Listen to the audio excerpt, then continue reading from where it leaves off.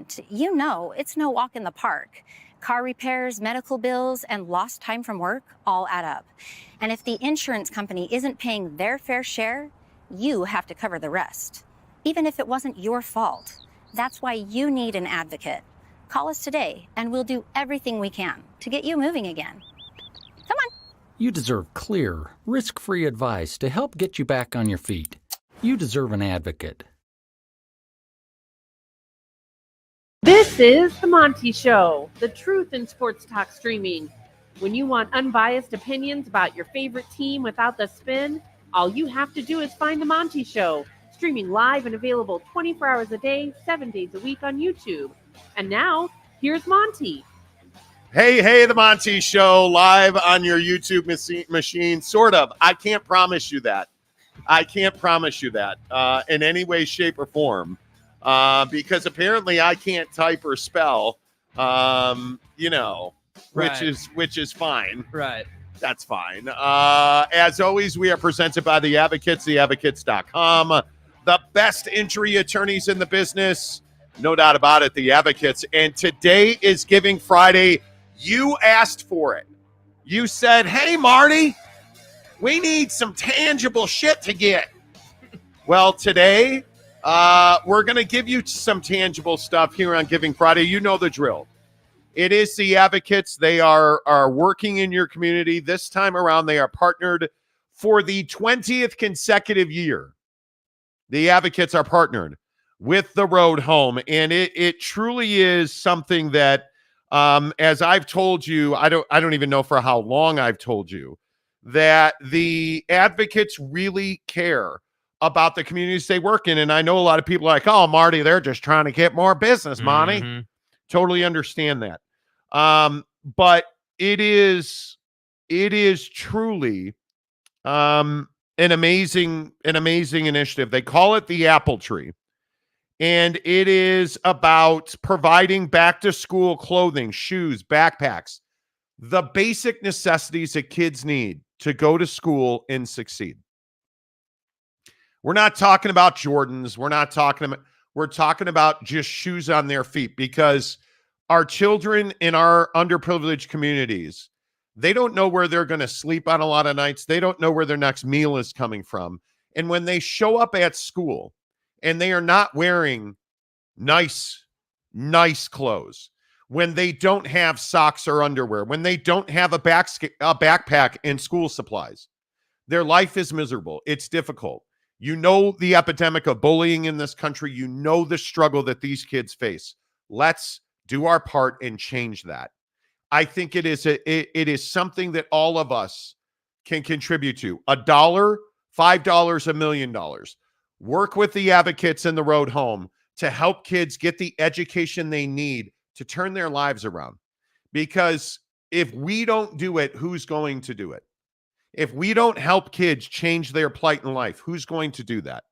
So if we have to bribe you, we will bribe you. I guess is the blunt way of saying that. There it is. The Advocates on Venmo. Advocates donations. Make a donation today. Do it. $5, $25, $105, whatever you can afford. If it's in your heart and in your wallet, please consider making a donation. One person who donates today. Now, we debated this heavily. What to give away, what to incentivize you with. Was it bucked up? Was it, I don't know, was it tickets to your favorite game? Taquitos off the roller. We never considered that at all, ever. Was it a Costco membership, which now is $1 million a year? No, friends, you made it very clear what you wanted.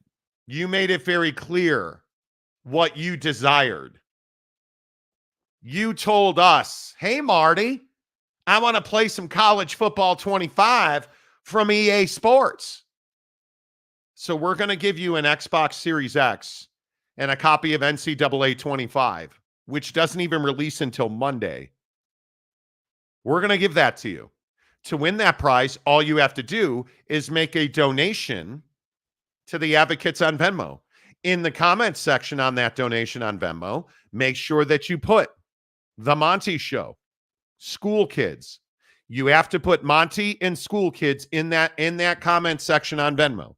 Then take a screenshot and send it to Jake. That's all you have to do, and you are entered to win. The dollar amount doesn't matter. Obviously, the more you donate, the better chance you have to win. But $5 donation can win you a $700 prize. A $5 donation to the advocates on Venmo can win you a $700 Xbox Series X and a copy of College Football 25 from EA Sports. Let's get it done. Pretty simple, right? Pretty easy. That's all we're doing today on Giving Friday. You asked, we listened. Let's do it. The Ghost of Gumby. Marty and Jake. So, dude.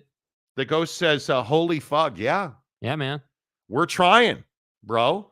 Welcome to the Nightmare. Says, hello, guys. Let's get this Friday going. Hello. Yeah, and no thank yous. You're not going to say thank you like I showed up today. Yeah, Jake actually decided he was going to work today. Like I showed up today and here we are. We show up. Yeah, we show up. Yeah. Indeed we do. So get it rolling, get in early. I think the last 3 Giving Fridays, early donations won. Yeah. Pretty much every Giving Friday of late. So make sure you get that going. Hook it up while we start talking a little NBA trades here on the Marty Show. You know, Dakota Tubb says, thanks for showing up. You're welcome. Jake does what he can do. Yeah, you're welcome. Big Ticket says, how do we send screenshots? Well, as I said, just take a screenshot and send it to Jake on Instagram. Yeah. That's it. Let's just use Instagram. Last time everybody was like on Twitter, Instagram. SLC Jake. I should tell you what his name on Instagram is. I'm a terrible person. SLC Jake. Mm-hmm. SLC Jake on Instagram. Yeah. That's where you send it to. Make your donation to Advocates Donations on Venmo. And use, again, the memo section has become a very important component of Giving Friday. Yeah, if you don't do any memo, you're not going to be competitive in this thing. You got to have a memo. You got to have a memo section that has some kind of something, a take, a dig, something that, sets your donation apart. I mean, you can take the Boss Frog approach from the old days and just donate a ridiculous amount of money, and people will go with you on it without a take. But you definitely want to include a take. That makes it better. Yeah, there's no doubt about it. That including a take in the comments section on Venmo. Now, understand the advocates are the ones who are going to read those comment sections. So I would tell you Monty Show for the kids. Monty Show Road Home. Whatever you want to put there. Creativity usually wins the day. So hook it up. Find Jake on Insta Snapface, SLC Jake on Instagram. Hook it up. Monty, you are now on the clock. TikTok. That's what I'm saying. Yeah, let's go. You're now on the clock. Let's hook it up. Advocates Donations on Venmo. That's all you have to do. You can win an Xbox Series X and a copy of an NCAA 25 from EA Sports. We'll send them right out to you. We're going to use Amazon to do it. Pretty straightforward. Yep. That's all you have to do. Hook it up. While we talk NBA trades on the Monty Show, breaking news out of the NBA that you heard exclusively on the show. Really, if you were on Twitter. Anyway, the point is Chicago Bulls star Zach LaVine has now demanded a trade from the Bulls. And is this really surprising? It's not. It's not shocking. It's not sensational. It's none of that. Our sources told us yesterday that Zach LaVine and the Bulls have had extensive conversations over the last couple of weeks when it became apparently clear after the Alex Caruso disaster that the Bulls were going to go into a rebuild. And then DeMar DeRozan followed him out the door almost immediately. Zach LaVine began talking to the Bulls, and I am told by NBA sources those conversations did not go well. And Zach made it very clear he did not want to be a member of the Chicago Bulls this coming season.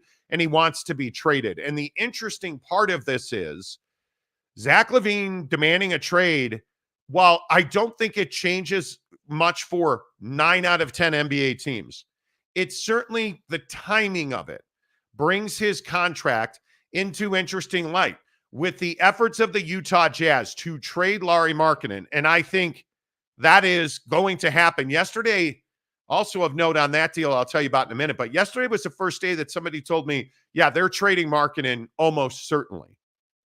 That's the first time I'd heard that about the Jazz. But I think Zach LaVine opens up another pathway for teams like Golden State to get better.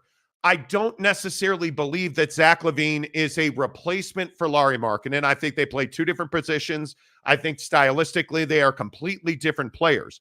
But when you talk about dynamic offensive threats, there is no question that Lauri Markkanen and Zach LaVine are the two best offensive players currently available in trade in the NBA, which I think is impactful because I believe the Bulls thought they could keep Zach LaVine and that he would be happy to be the centerpiece of their team. And well, it turns out that's not the case.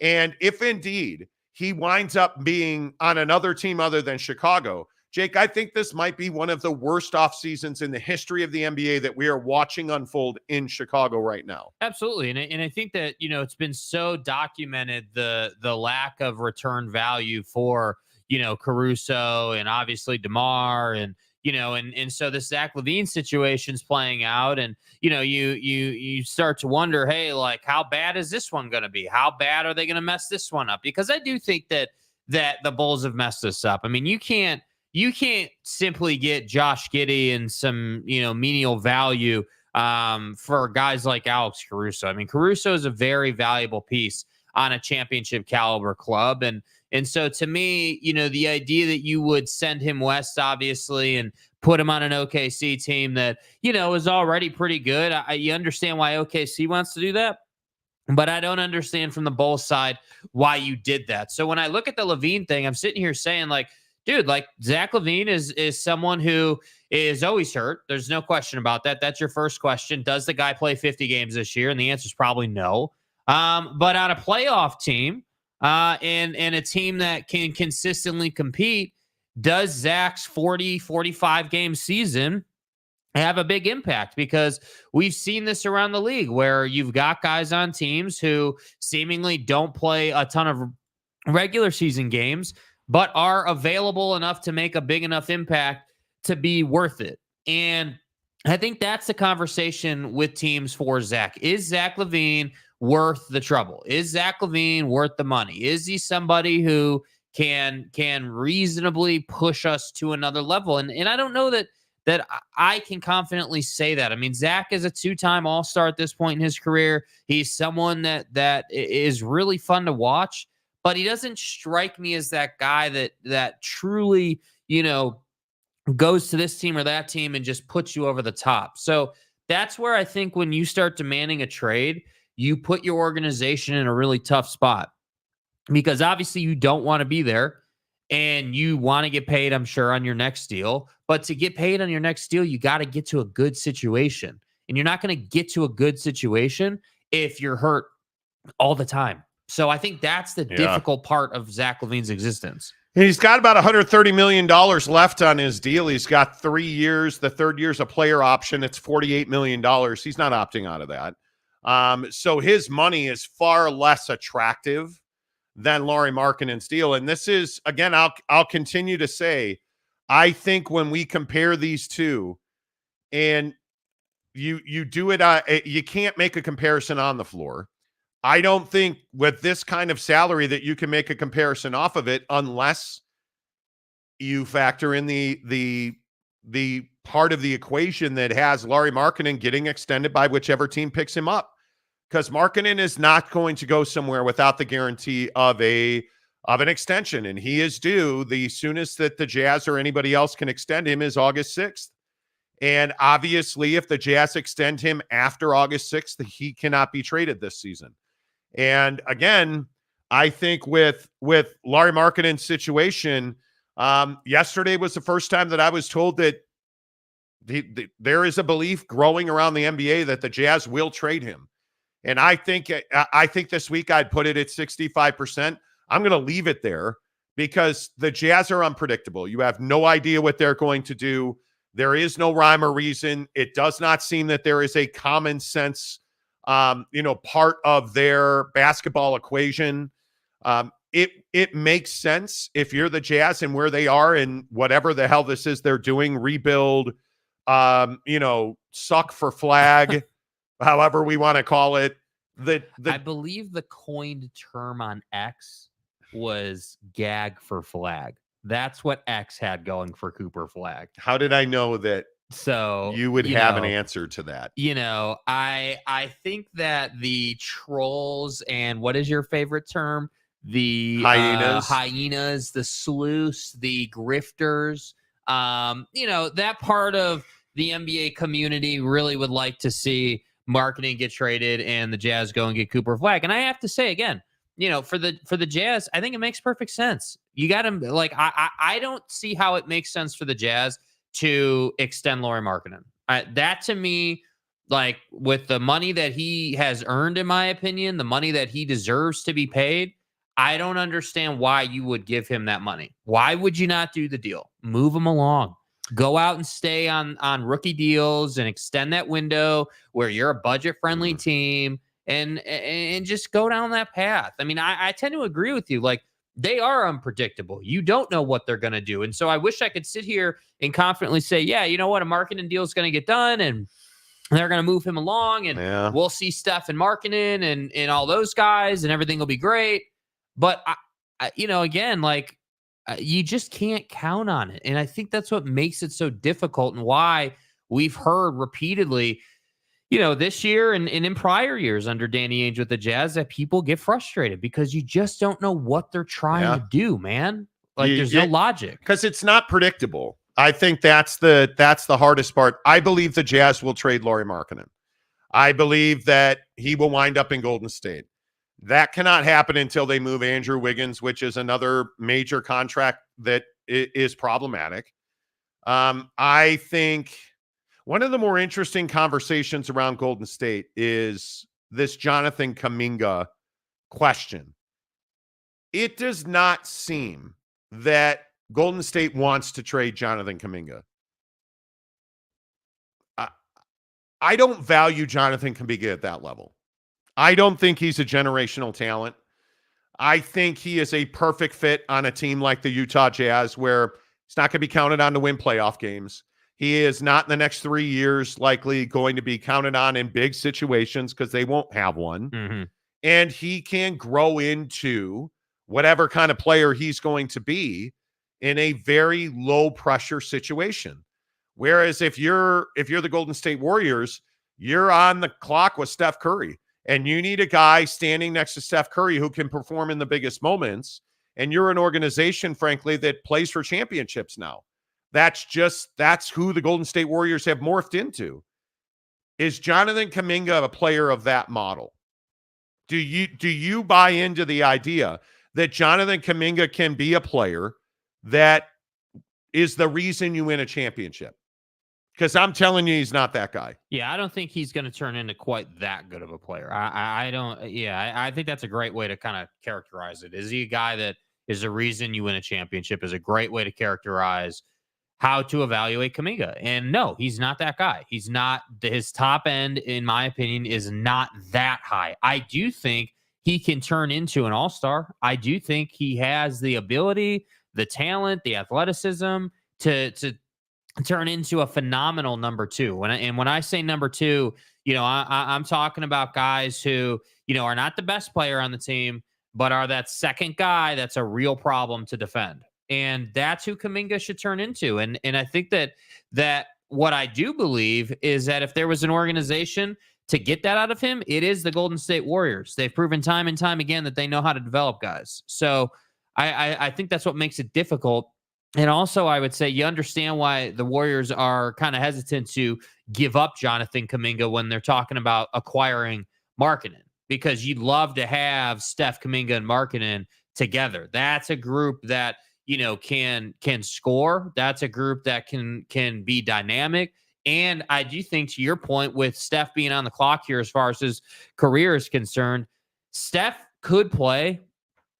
Obviously contingent on the style of play, but Steph could play another 5-6 seasons at least because he's such an elite shooter. But to do that, what do you need? Well, obviously you need guys who can carry the load a little bit more. So that's why I think they want to keep Kuminga. Well, I'm curious about Podziemski. I don't. Is he also a generational talent? I don't think so. I mean, who do you value more? I mean, that for me, and I'm not, Podziemski's a guy that I think his salary, all those things he's 21 years old. Yeah, he's a youngster. So he's not making money. Neither is Kuminga, who's 22. Kuminga's at 7.6. Podziemski's at 3.5. I mean, they're not contracts of consequence. You're forecasting forward. And the honest answer is I don't know that Podziemski or Kuminga turn into that guy, right? Like Podziemski obviously is on a rookie deal that's got this year and 2 club options before he becomes restricted. Like his contract just is not of consequence. But I look at somebody like Kuminga. Jonathan Kuminga is going to be that guy that is, after this season, you're going to have to do something with him. And is he a guy that you want to give a $20 million contract to? I'm not the guy that probably wants to pay him that money. No. I just don't believe that, in my opinion, Jonathan Kuminga is that difference-making player. I'm not on that. Yeah. That's just me.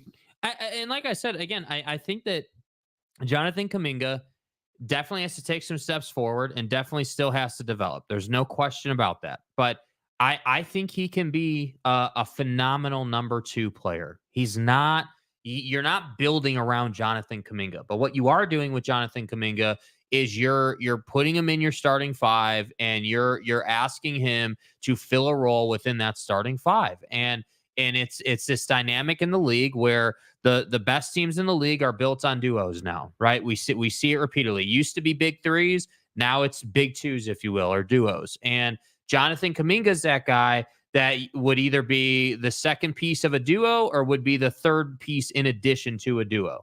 And that's why I say, for the Jazz, to me, the Jazz want Kuminga for the wrong reasons. And that's why the Warriors are being stubborn. The Jazz want Kuminga because they want to hold him for 2 seasons and then flip him into something more. And I understand that, but ultimately,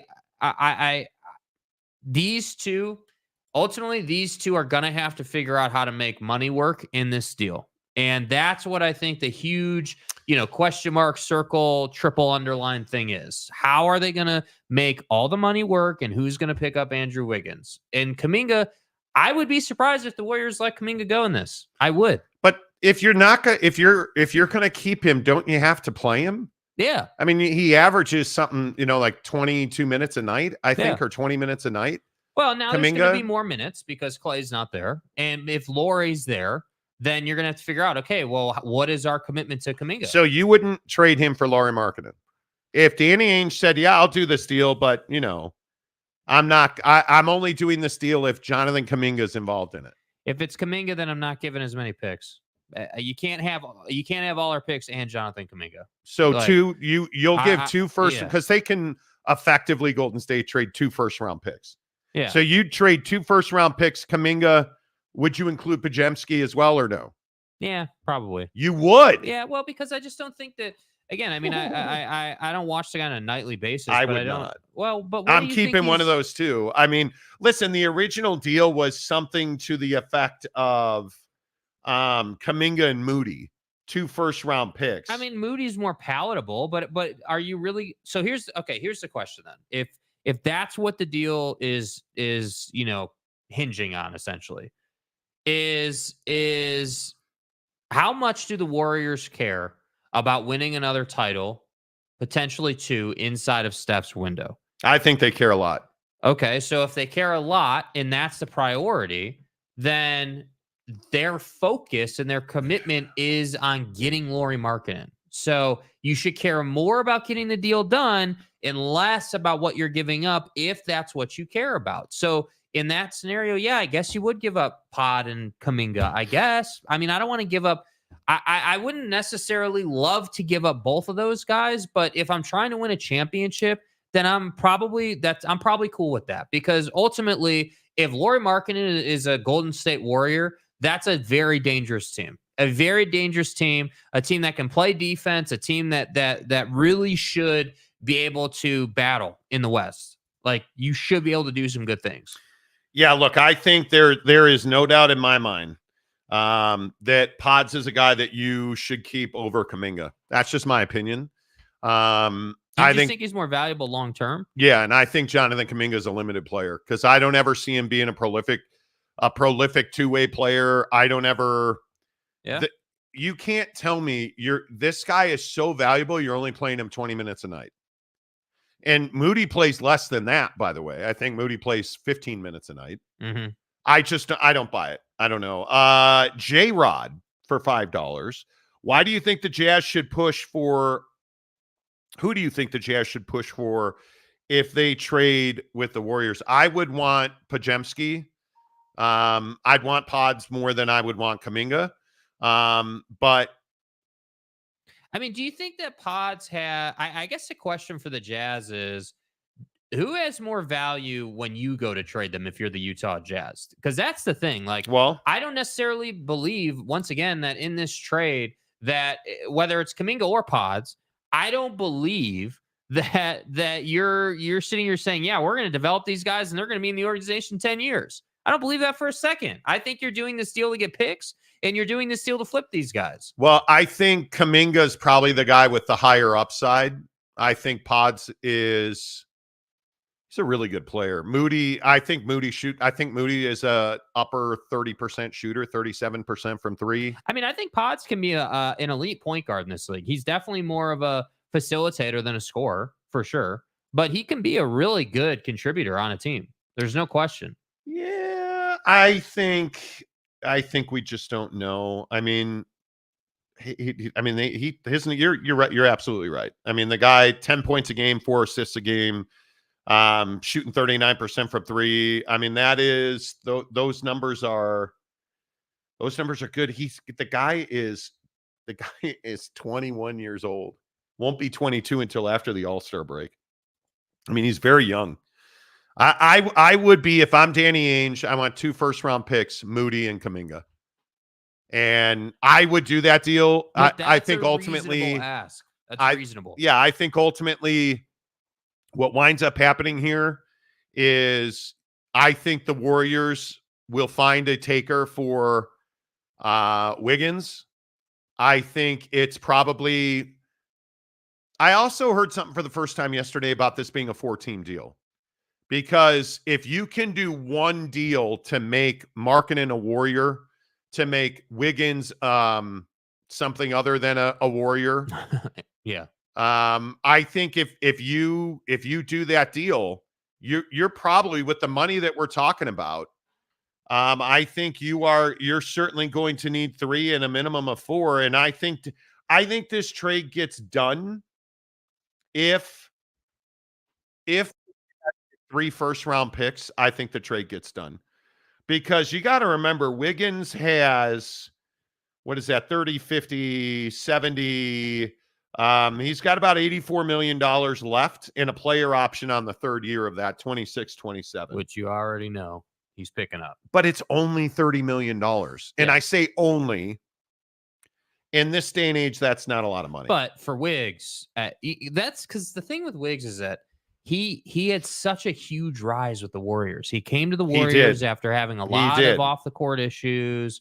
You know, he was kind of he just didn't fit in Minnesota. It wasn't like a great situation for him for whatever reason. It just didn't work.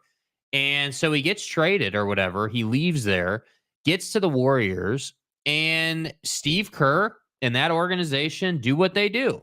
And they turned him into an elbow shooting savage and a great defender.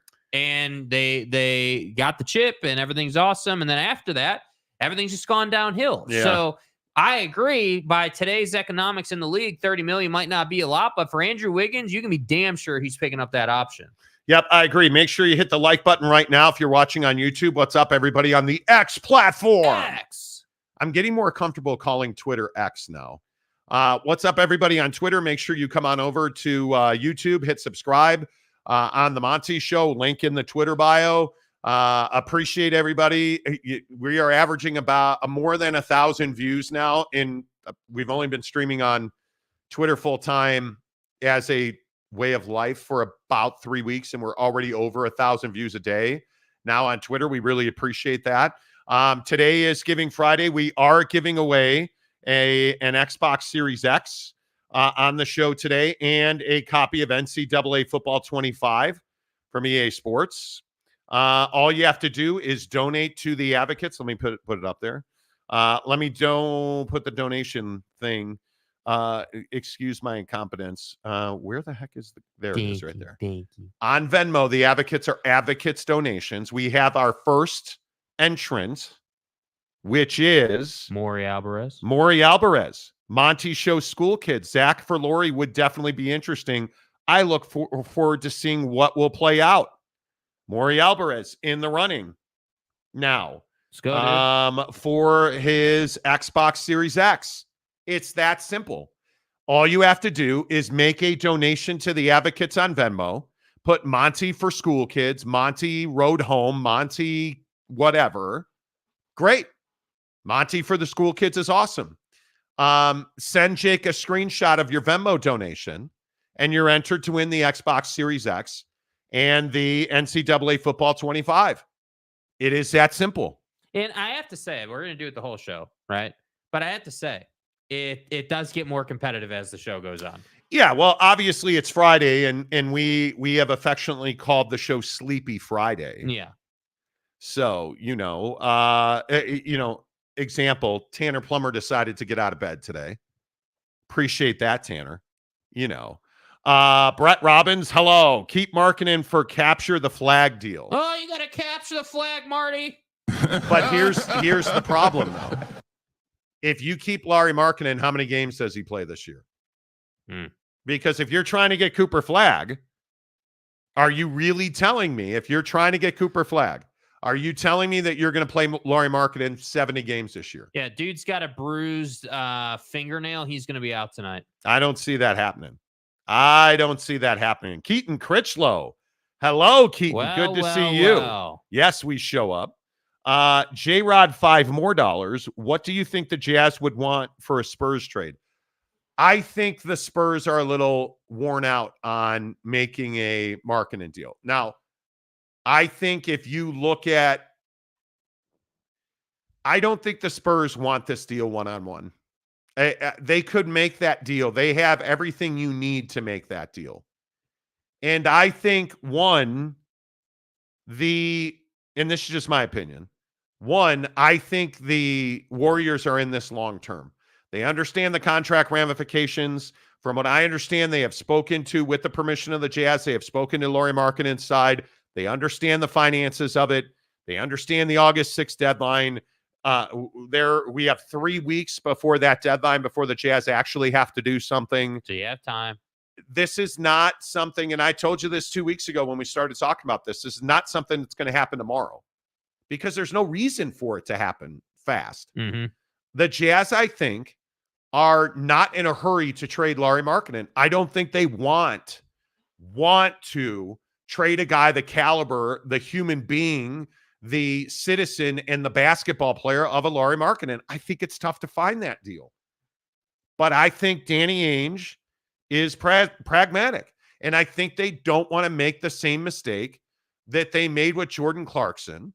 And I think, as we've reported in the long term, Ryan Smith interjected himself into that Jordan Clarkson situation and personally got involved and changed Jordan Clarkson's mind, which is still to this day baffling, because I think I've asked repeatedly about that.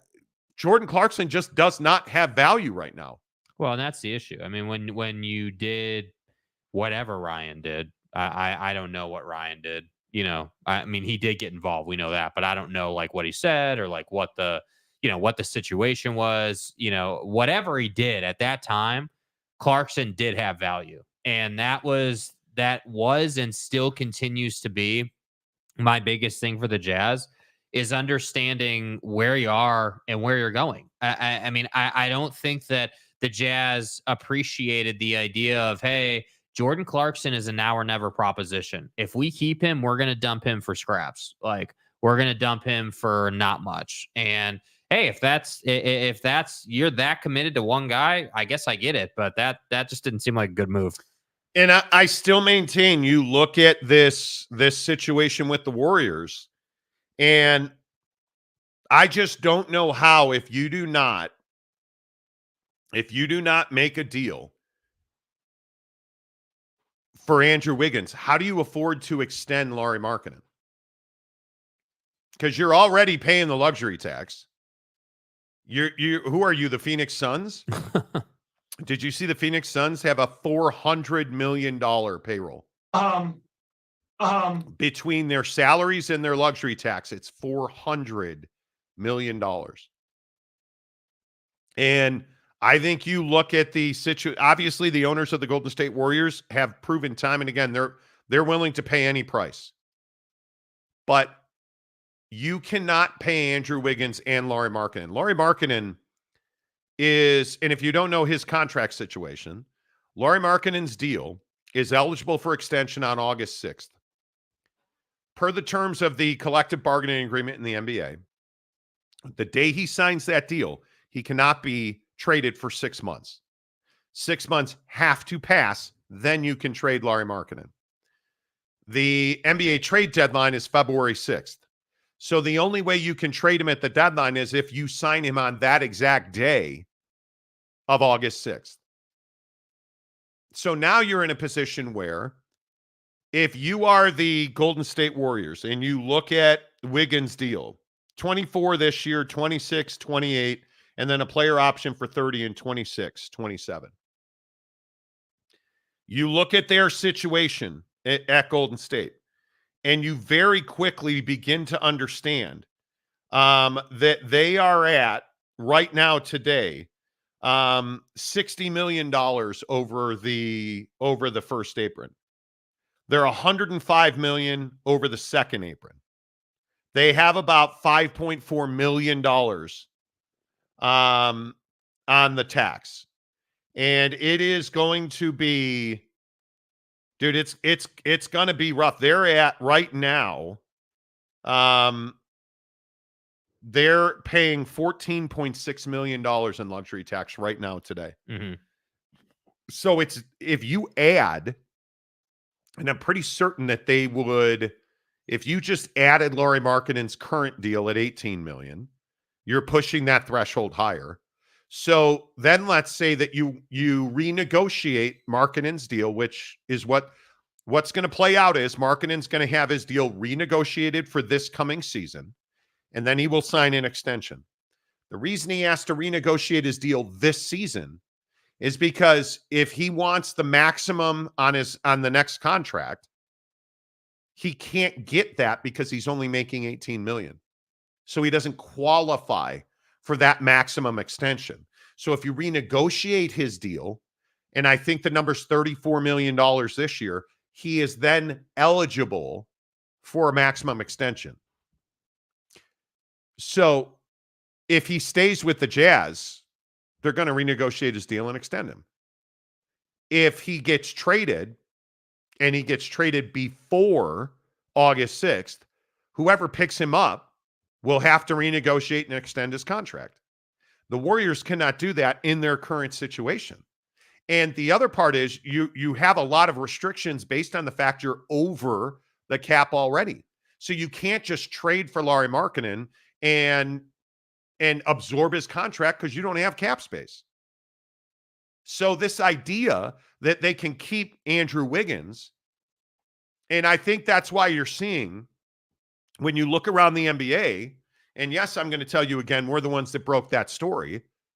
Now you're seeing all the other national writers. What are they talking about now? Oh, well, Lauri's got this contract situation. Oh, well, the Warriors want Lauri Markkanen. Yeah, they're going to have to trade Andrew Wiggins to get him. And if you look at those parameters, it's very clear to anybody who knows shit from Shinola about NBA salaries and NBA trades. The Golden State Warriors can't have Andrew Wiggins and Lauri Markkanen on that roster because there's no way that you can make a deal that facilitates that. Mm-hmm. That's really where this trade is going to get done. And it's why I continue to tell you, monitor what Golden State's doing in the trade market. Don't let the contracts of a guy like a Buddy Hield, impact you, because I think that's a very different conversation. Yeah, and I think that the other thing real quick that I would say before we get to the next thing is I don't want to hear. So let's assume that this trade doesn't get done. Let's say if the trade doesn't get done, I don't want to hear from the Jazz and from Markkanen that they couldn't figure out how to get an extension done. Because the worst thing you can do here if you're the Jazz is not do a deal and then not extend Lauri. And then he walks for nothing. He refuses to sign with you because he doesn't appreciate the way that he was handled, the way that you operated in this situation. So that's why I say right now, everything's fine. He's working hard. He's in the facilities doing his thing. Everything's awesome. We're still in the team and the player are on the same page. But if you don't trade him and then we get to, extension time and you don't pay dude what he's due, what he has earned, that would be very Utah Jazz, in my opinion. That would be very, hey, we didn't get a deal done because we were too stubborn and now Ryan doesn't want to pay, so we're going to let him walk. Right. And I think the other thing you got to remember is that, there's a lot of people saying, well, why don't they just trade Moody and Kuminga for, why don't they just trade him for Lauri Markkanen and call it a day? Warriors can't do that. They're over the luxury tax. So I think there's just a lot of people who don't understand. We love to throw out, as fans, we love to throw out trade scenarios. Yeah. We love to say, oh, well, just throw this guy in and throw that guy. It doesn't work that way. The Warriors don't have the cap space and they're in the luxury tax. They cannot take on a penny of salary through trade. Yeah. So the only way you change that, and I think it is a minimum of a 3-team deal, is you move Andrew Wiggins off your books and you add Lauri Markkanen, you extend him, and you go on about your business.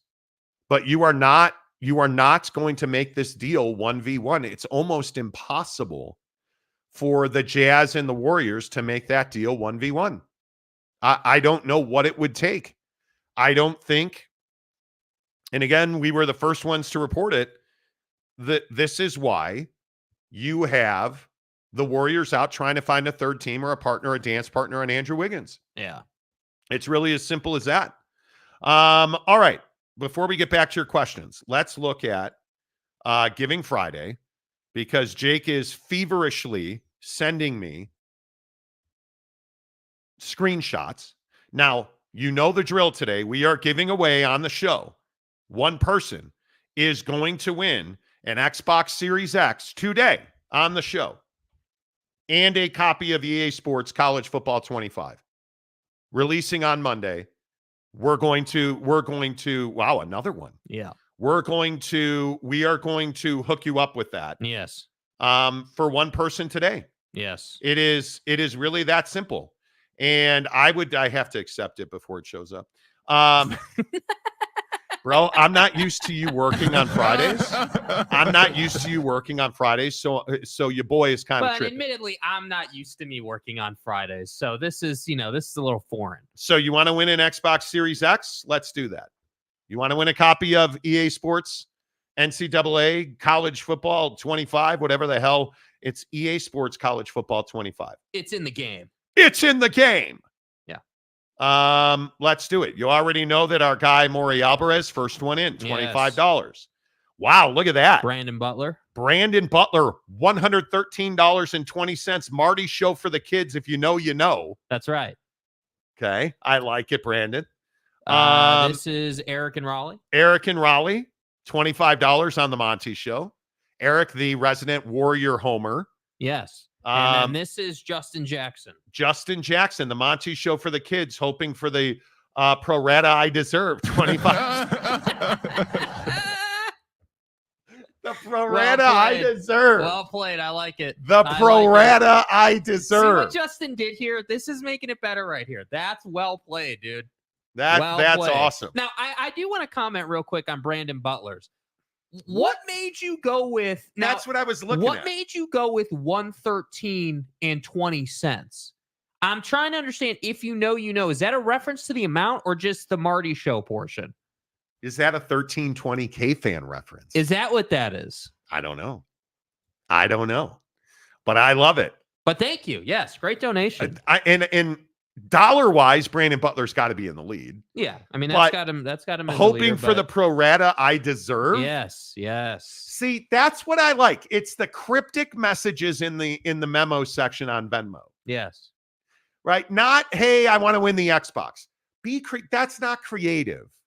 What we want to see is the pro rata I deserve.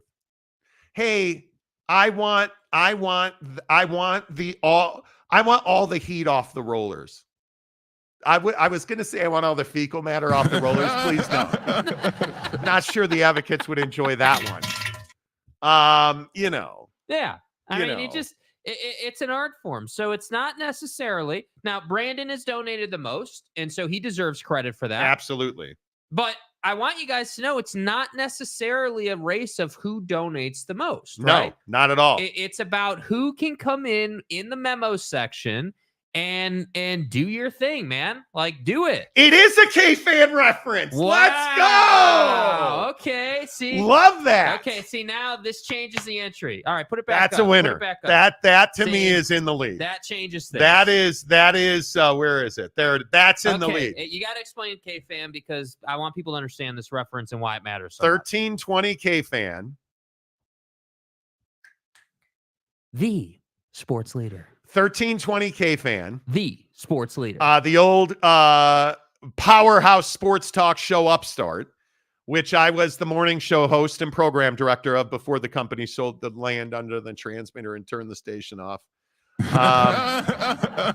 Thanks for your commitment to sports talk in Salt Lake. It was at 1320 on the AM dial. Yeah. I hosted mornings with the great late Will Smith and Ben Napoleon Wilson. I miss those guys. That was so much fun. I took it for granted. But it was just fun. We had fun in the morning. It was amazing.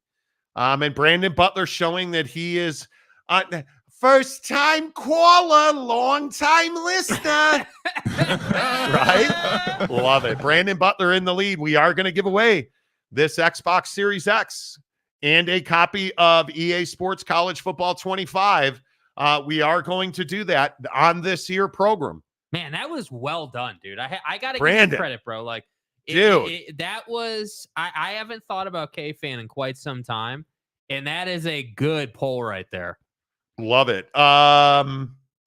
Let's see. Eric and Raleigh. Wiggs, Pods, Moody, and as many ones first round picks as they can trade for marketing. Okay, so you're in the stance of anything we can do to get marketing, basically. And I think that's very interesting because, as I said, Eric in Stillwater I'm kidding. Eric in Durham, Eric in Greensboro. Charlotte. Any other North Carolina towns you can think of, please. Eric in Raleigh is a Bay Area sports fan. So Eric and Raleigh actually goes back to my days before 1320 K-Fan. The sports leader. To KMBR 680. The sports leader. Back in the day. But I'm not willing to give up. I don't think I'm willing to do all in on Mark. Like I like the opposite of tank for marketing is give everything we have for marketing. I don't know that I'm willing to do that. And the Jazz in a place where you would take on Wiggins? Nah, I don't think so. And I also am curious, again, purely speculation, but like, do organizations like the Warriors get to a point with the Jazz where they're saying to the Jazz, look, Danny, we get it. You're trying to get as much out of this as possible, but you got to know who you are in this conversation. Yeah, like you're not getting You're not getting Wiggs, Pods, Moody, and as many first as it takes. We're not doing that. Yeah, I agree with that 100%. I think it's going to be very interesting to see how all that plays out. And it'll be very interesting to see. I think it's a 3-team deal where Markkanen and Wiggins get moved in the same trade. And I think Markkanen ends up in Golden State. I think Wiggins ends up. There's been a lot of talk about Wiggins going to the Nets or the Knicks. There's been a lot of talk about Wiggins ending up in Miami. That's where he needs to go. He needs to go to the East and just be a guy. It'll be very interesting to see how long this takes and who ultimately the players end up being. Because it's usually when there's smoke, there's fire. And with that Wiggins, I was told directly, the Warriors understand that it's essentially we move Wiggins, we can land Lauri. And if you move Wiggs, I think this deal gets done. And if ideally you would do that in the same deal.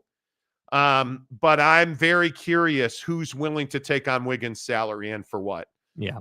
Because I don't know. Like I think Detroit could be a very interesting landing spot in all of this. But think about you look at like Orlando or teams that are not good right now, but Wiggins could go to and make them better. That's the kind of team you're looking for. So Detroit, Orlando, I don't know that Miami would be interested, but certainly given the fact they're going to move on from Jimmy, I would call them.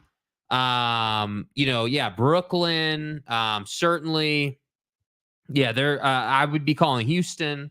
I would call, again, like you said, I don't know that San Antonio is too interested, but those are all teams I'd call. Absolutely. Yeah, I don't know. I don't know. Hell, I'd call the Bulls given the LaVine situation here. I mean, what's the worst that can happen? They could say no. Yeah, Steph Curry is 37 years old. That's wild to me. Steph Curry is 37 years old. And I think it's very interesting that this roster build right now, it's going to be interesting. And I think it is. I also think for the Warriors, Markkanen, if you were to get Markkanen and do the contract situation you were talking about where you got to extend him for 1 year so then he can become eligible for a longer term extension on a max, the Warriors with Steph, retiring here certainly in the next 5 years, but I would guess probably 3 years, Markkanen can be your next cornerstone guy. He can be that guy. Now, he's never going to be Steph Curry, but I think that he can be somebody that's a building block. So that's what I'm saying. I do kind of agree with Eric and Raleigh that they need to get this deal done, but they need to do it in a way where they're not giving up the entire farm to do it. No, and I think, the Warriors do have some trade chips. Let's not kid ourselves. You're looking at a situation with Gary Payton where his contract's expiring and the guy's a defensive stud. But I just go back to Wiggins. Is Wiggins the same guy that locked up Jason Tatum in the finals? Is Wiggins that guy that can make a big shot for you? Well, it seems like that was his last best ride. Yeah. Because he's not been the same player. He's not. Brandon Butler, I think listening to you try and herd Kyle Gunther was like watching my kid eat soup with a fork. Kyle Gunther's wildly talented. There is no question about that. Oh, man. I'm telling you that Kyle Gunther is the most talented football analyst that is not working. I don't think he's working. I don't know where Gunther is. He was working at a snowboard shop last I heard. But Kyle Gunther is one of the most talented football analysts that it is like you're trying to herd a whole lasso full of cats, and it's difficult to do that. It was difficult to do that. Eric and Raleigh, hey, guys, can I get an extra entry for the $470 I donated on April 5th? The last Friday Jake worked until today. Okay. Do we give him an extra entry? Sure, but I don't think you're beating Brandon Butler even with an extra entry right now. Here's the deal, bro. Okay, we're willing to give you another entry, but you're gonna have to come with some heat in like a comment or memo or something. Like Even if you donate just $1 or something, like you're going to have to come with something. And I would remind you what we're talking about here is Giving Friday with the Advocates donations. What you need to do, that's their Venmo address right there. Send a donation on Venmo, Advocates donations. Send a screenshot of that donation to Jake on Instagram, SLC Jake, SLC Jake on Instagram, right? After you make your donation, take a screenshot, send it to Jake. We are giving away on the show today an Xbox Series X, as well as a copy of NCAA College Football 25C. In the description of this picture, Jake effed me when he put, oh, dude, NCAA, it's not NCAA football. Okay, I feel better. EA Sports College Football 25. Right. And an Xbox Series X. We're giving those away on the show today. All you have to do is make a donation, Advocates donations. 100% of that donation is going to go to help kids that are underprivileged, that don't have school supplies, that don't have backpacks, that don't have, again, I always point to the guy I went to school with who didn't have underwear and was bullied mercilessly. And okay, not to cut you off. Shut up. I tell the story of, hey, we figured it out and things changed in that kid's life. But the bottom line is there are a lot of kids that go to school that don't have the ability to compete intellectually because they don't have socks or shoes or clothes. They don't have school supplies, let alone a backpack. So make your donation. That's where all of your donation goes to. Send Jake a screenshot, SLC Jake on Venmo. The latest one is Maury Alvarez. Monty Show school kids. What is this radio thing you speak of? I don't need the pro rata I deserve, but I just don't give my dog the ass vacuum yours got. Wow.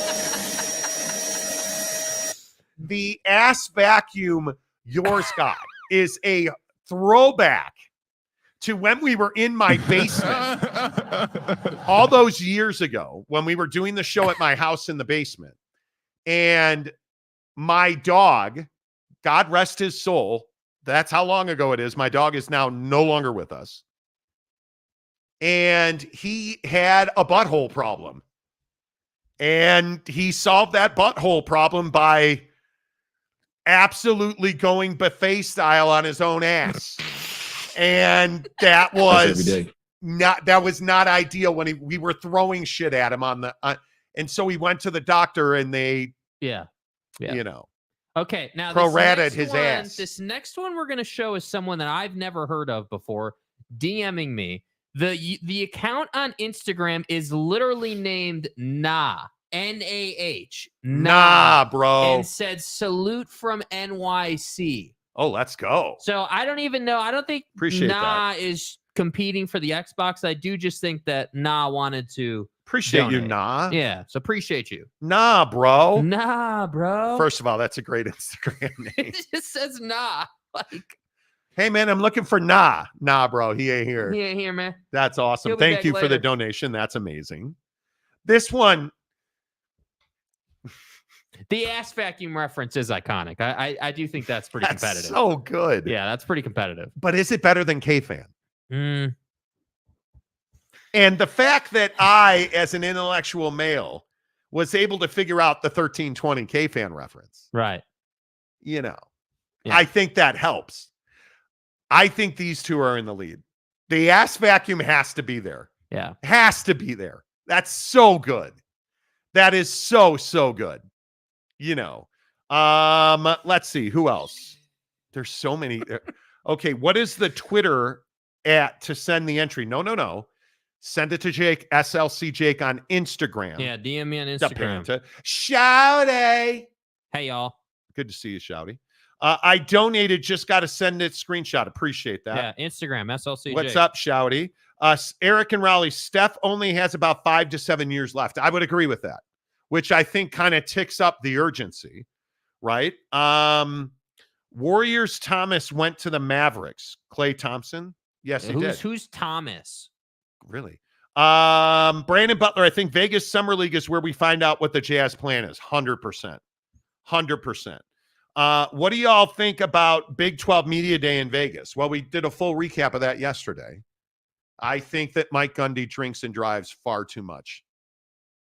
That's what I think. So he said he'd anyway. Good to see you, Shouty. Phil Venzer. Hello, Phil. What's up, dude? Good to see you. It is too early. I agree.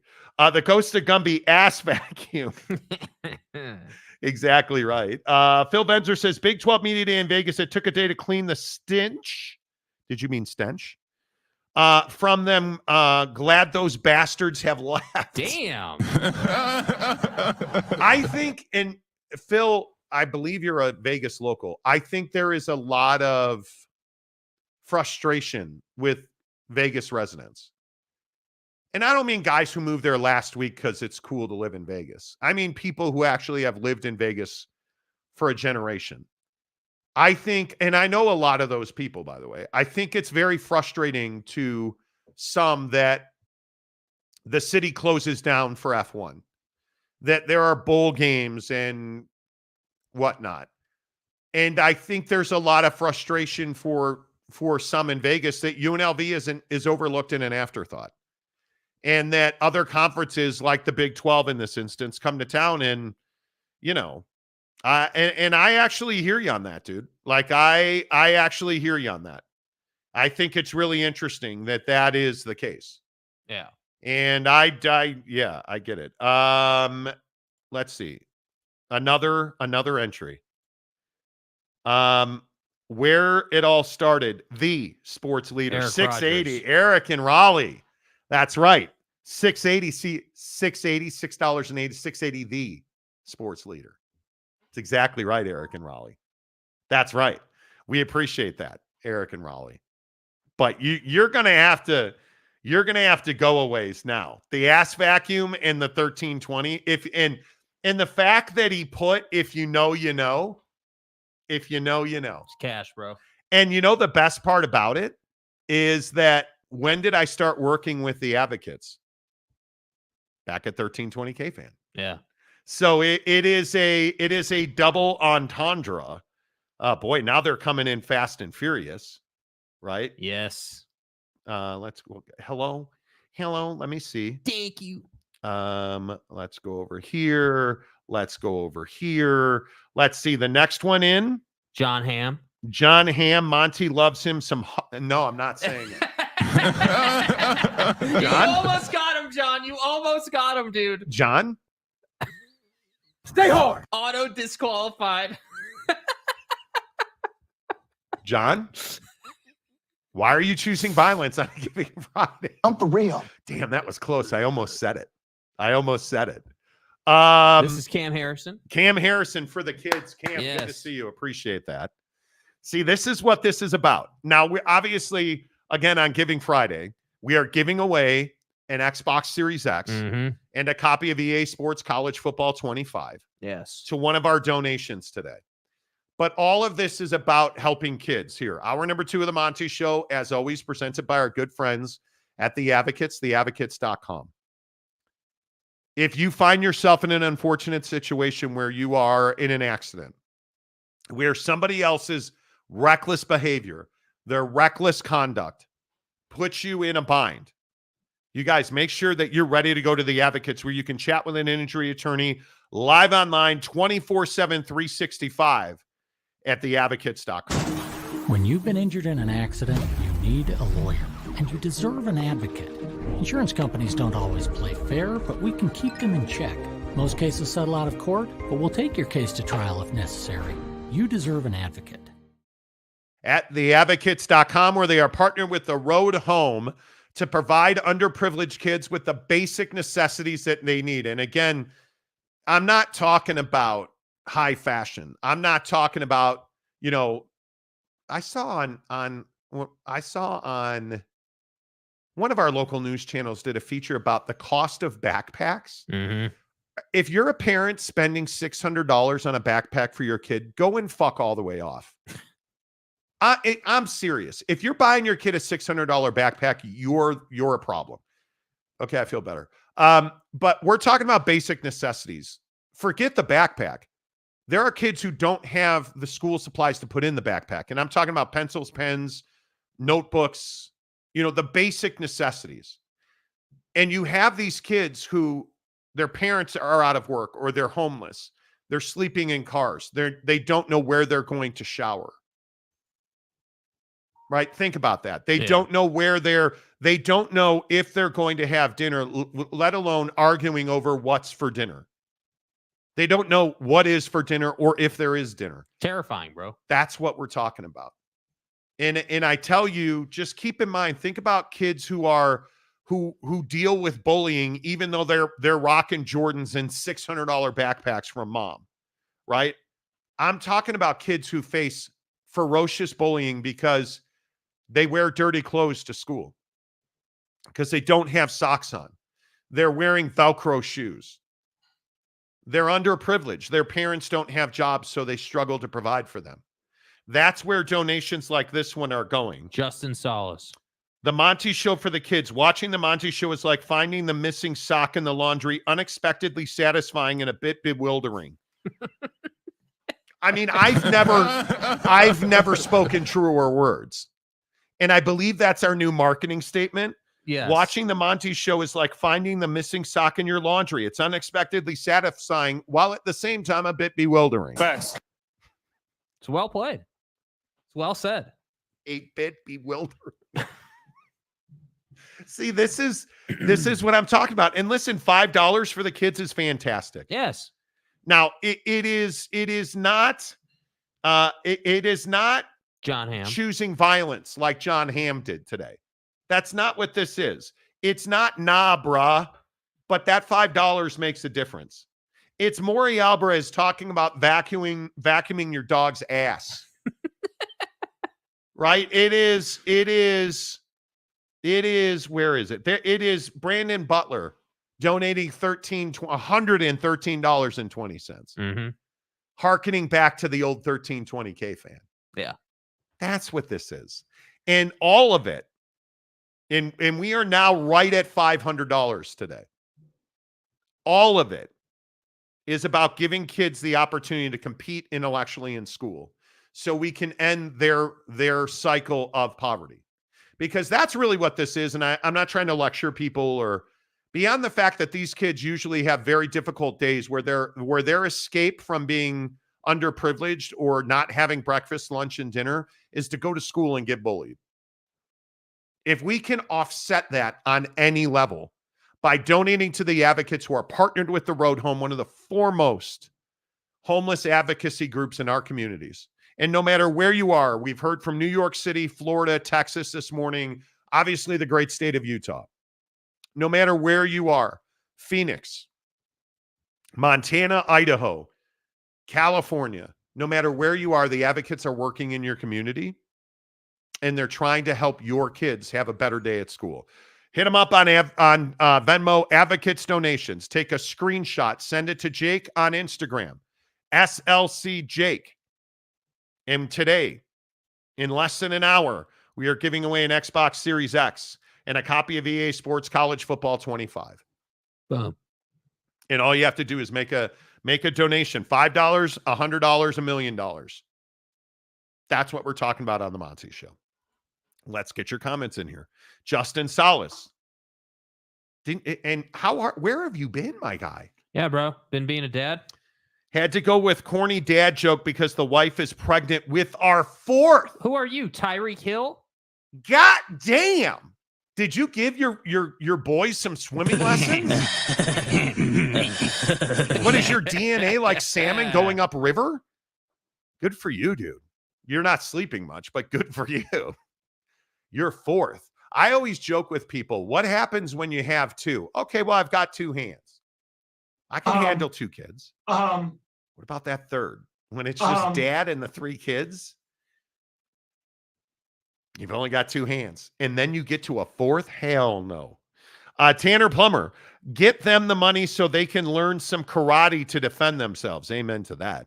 KU #1, and shout out to everyone in Texas. Please be safe. Jeez, dude. What is going on in Houston, it should be criminal. How are they still without power? How are they still without power? Did you see the story in Houston? obviously cyclone barrel at that point because it had really made landfall as a Category 1 cyclone. Knocked out power, flooded, terrible. And then the days following, each day has been progressively warmer. And I should look up what the temperature in Houston's going to be today, because it's going to be 108 in Salt Lake City today. In Houston, Texas today, the forecasted high, God dadgummit, It's too hot. the forecasted high today. I hate pop-ups, dude. I'm trying to look at a weather app and it's popping me up. Hey, look at this special from your mom's house. Nobody cares. The forecasted high today in Houston is 86. That feels 86. There's a flood warning. 86 that feels like 97.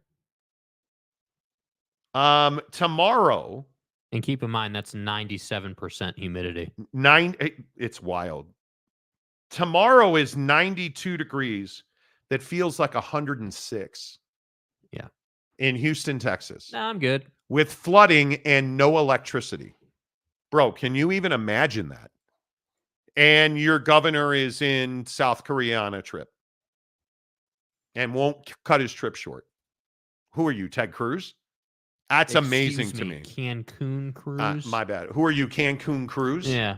Tanner Plummer. Tanner Plummer coming in with a donation this morning. Advocates donations for the kids so they can get the money to learn karate and defend themselves, just like the Karate Kid. Yeah, there you go. I like it. Nice Tanner, job, appreciate Tanner. you. Good job, dude. Tanner now in the running. Yeah, nice job, man. To win the Xbox. But you already won an Xbox from us. Yeah, so what are you doing, dude? You scheming? You already won an Xbox Who are from you, us. Growcock?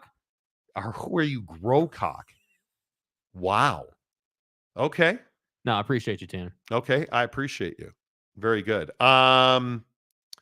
Ferris Khan, Monty Show, just drove from Michigan to California for our move. Congratulations. You are now a Chargers fan. The entire state of Utah is super deluxe. Starting from the state border with Colorado, Bryce and Zion are unreal. Yeah, Bryce and Zion are Unreal. incredible. Unbelievable. Where in California did you move to? I'm going to guess Southern California.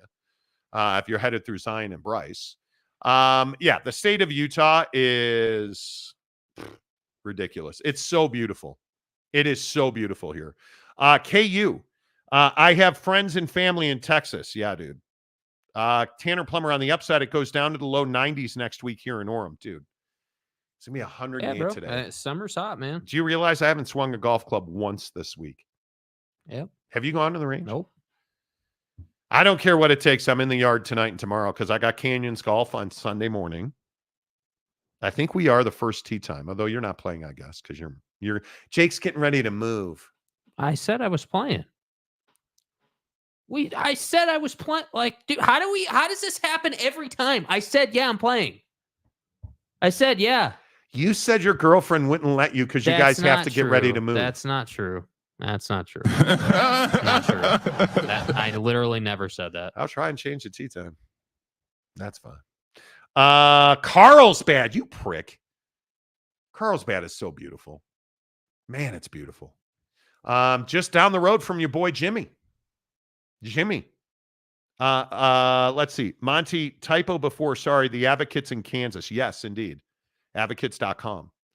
Absolutely. You can chat with an attorney live online. 24/7, 365, and won't cost you a dime. Theadvocates.com. Brandon Bootlair. I'm still too dehydrated from the Growcock reference. For a Growcock reference, exactly. Jake not working Sundays now. WTF. Yeah. Dude, are you trolling me right now? Or are you being serious? With what? The tea time thing. Are you being serious that Yeah, you told me you couldn't play because your girlfriend said you had to finish moving.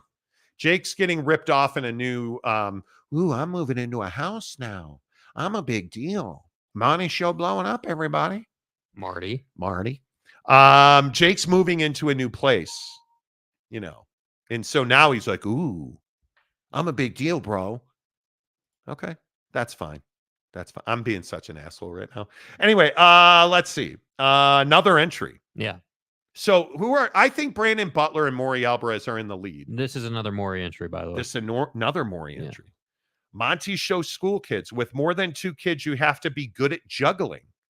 And Houston really needs to fight the power. These are all the pro rata the kids deserve. And in his DM to me, he said that my paid takes are just coming through here now. So I don't know if this take was meant to be in the competition or he just would rather appreciate give that, his man. paid take to the Advocates. And I appreciate that. You guys, I love when you donate to the show. You know that this is what we do for a living. So the show really pays our bills. Thank you for that. But today on Giving Friday, it's all about the Advocates and helping kids have the school experience that they need to thrive in life. Because there's so many kids that don't go to college anymore. Their school age years now are critical. So we appreciate that. So again, if you're just tuning into the show and I see a bunch of people coming online this morning, absolutely love that you guys are contributing to the show. We are giving away an Xbox Series X this morning to support our friends at the Advocates. Do you know what a Series X is? Have you ever seen one? Because Yeah. I feel like this is not as popular as the PS5 is. The PS5 is a great machine. Yeah. This is the most powerful Xbox ever made. Yeah. And I think you guys know I'm an Xbox fan. I far more enjoy Xbox over PlayStation. So if you're somebody that uses your gaming console to stream, there's no better unit than the Xbox Series X. It is awesome. We are also giving you, on top of that, a copy of Xbox Series X EA College Football 25, which releases Monday. So we've got your hookup on that. All you have to do is make a donation to the Advocates on Venmo. Advocates donations. Take a screenshot. Send it to Jake on Instagram, SLC Jake. And you're entered to win the Xbox. That's all you got to do. A couple more comments because then we got to get to some NFL QB talk. Death Valley was 128 and one person died. Did you see Vegas keeps breaking records temperature-wise? Yeah. Justin Salas, I've been here almost every morning, but I'm usually listening to you on my runs and while I drive to work. Let's go. There you go. Good to see you. Are you back in Utah? Didn't you move from Texas? I think you are. Yeah. I just remember that you put on one of our shirts and took a shower wearing it, which was amazing. Or maybe it was your wife who took that. It was amazing. One of the best things we've ever seen. Ferris Khan, we skipped Las Vegas and just drove from Zion directly to Carlsbad. 116 for the last 3 hours during that drive. Wild. KU number 1, Gundy is my favorite Uber driver. By the way, you should interview him. He has done interviews thousands of times. Trust him. Exactly right. Mike Gundy only interviews with his friends. Ferris also says Xbox has subscriptions that allow you to not have to buy games. That's the main advantage. They do. Yes, and it's wonderful. They do. Yes, it is wonderful. Absolutely, it's wonderful. Speaking of California and Carlsbad, let's talk NFL QBs on the Monty Show. Because have you guys been watching the New York Giants Hard Knocks offseason? It is spectacular. It is absolutely spectacular. And I think one of the things that's been so fascinating is obviously the conversations that they're having with Saquon Barkley. And again, this is off season. So we're talking about early in the off season. Their general manager got on the phone with Saquon Barkley on the show and said to him, why don't you go out and test your value in the free agent market? We think you deserve that. None of us want to go through the tag process again. Go out and see your market. The only thing I ask you for is you come back and give us a chance to match. And that's where the shit got crazy because he went and signed a deal with the Philadelphia Eagles, and that was that. And I think the other narrative that's been so amazing is, and I think rightfully, and we've talked about Daniel Jones on the show, the Giants have made it very clear through these first 2 episodes of Hard Knocks. They're committed to giving Daniel Jones every chance to fail. And I think Daniel Jones has rewarded them. Have you guys seen the Daniel Jones video that his quarterback coaches are putting out? Here, now. Look how big he is. Here, now. Look how much more good. physically built Daniel Jones is. That's Daniel Jones, the quarterback of the Giants. who could not have, he had such shitty footwork, he could not run down the field without falling down. Look how much better his footwork is on these throws. I mean, you look at the way he is using his feet now. Obviously, the knee sleeve is from the ACL tear. But look how much better his mechanics are. Look how much better his arm action is. Look how much better he is leveraging his front foot to throw the football. Things we have not seen Daniel Jones do ever. Yeah. And what are the New York Giants saying about Daniel Jones? We've got to invest our money not in the running back, but in the offensive lineman to make sure that he's protected and has every chance to succeed. Yes. Now, I also think the Roma Dunze stuff, how did they not draft Roma Dunze? They got a hell of a wide receiver. But when you look at the interview Roma Dunze had with the Giants, how did you not draft him? And seeing that interview, I am so glad the Bears drafted Roma Dunze now. Yeah, I mean, I think that the question of Williams and Odunze together and how that's going to work out this season is a really good one. I mean, I think it has a chance to be really, really good, like really, really good. I think it matters that they're both in their rookie season together and they can kind of come up together. And I think for the Giants, Malik Neighbors he's a hell of a player. He's going to be a stud. And ultimately, the Giants with that offensive line, I don't know why so many NFL teams struggle with the concept of, hey, maybe we should invest in the offensive line to give our quarterback more time instead of saying, let's invest in running back and skill position, and the quarterback's just going to have to make, chicken salad, basically, out of whatever is in front of him. And that's what I think teams are going to start to shift to, because we've seen sort of this renaissance defensively where you've got really good interior and edge rushing coming from the defense. The back end of defenses is typically really good now.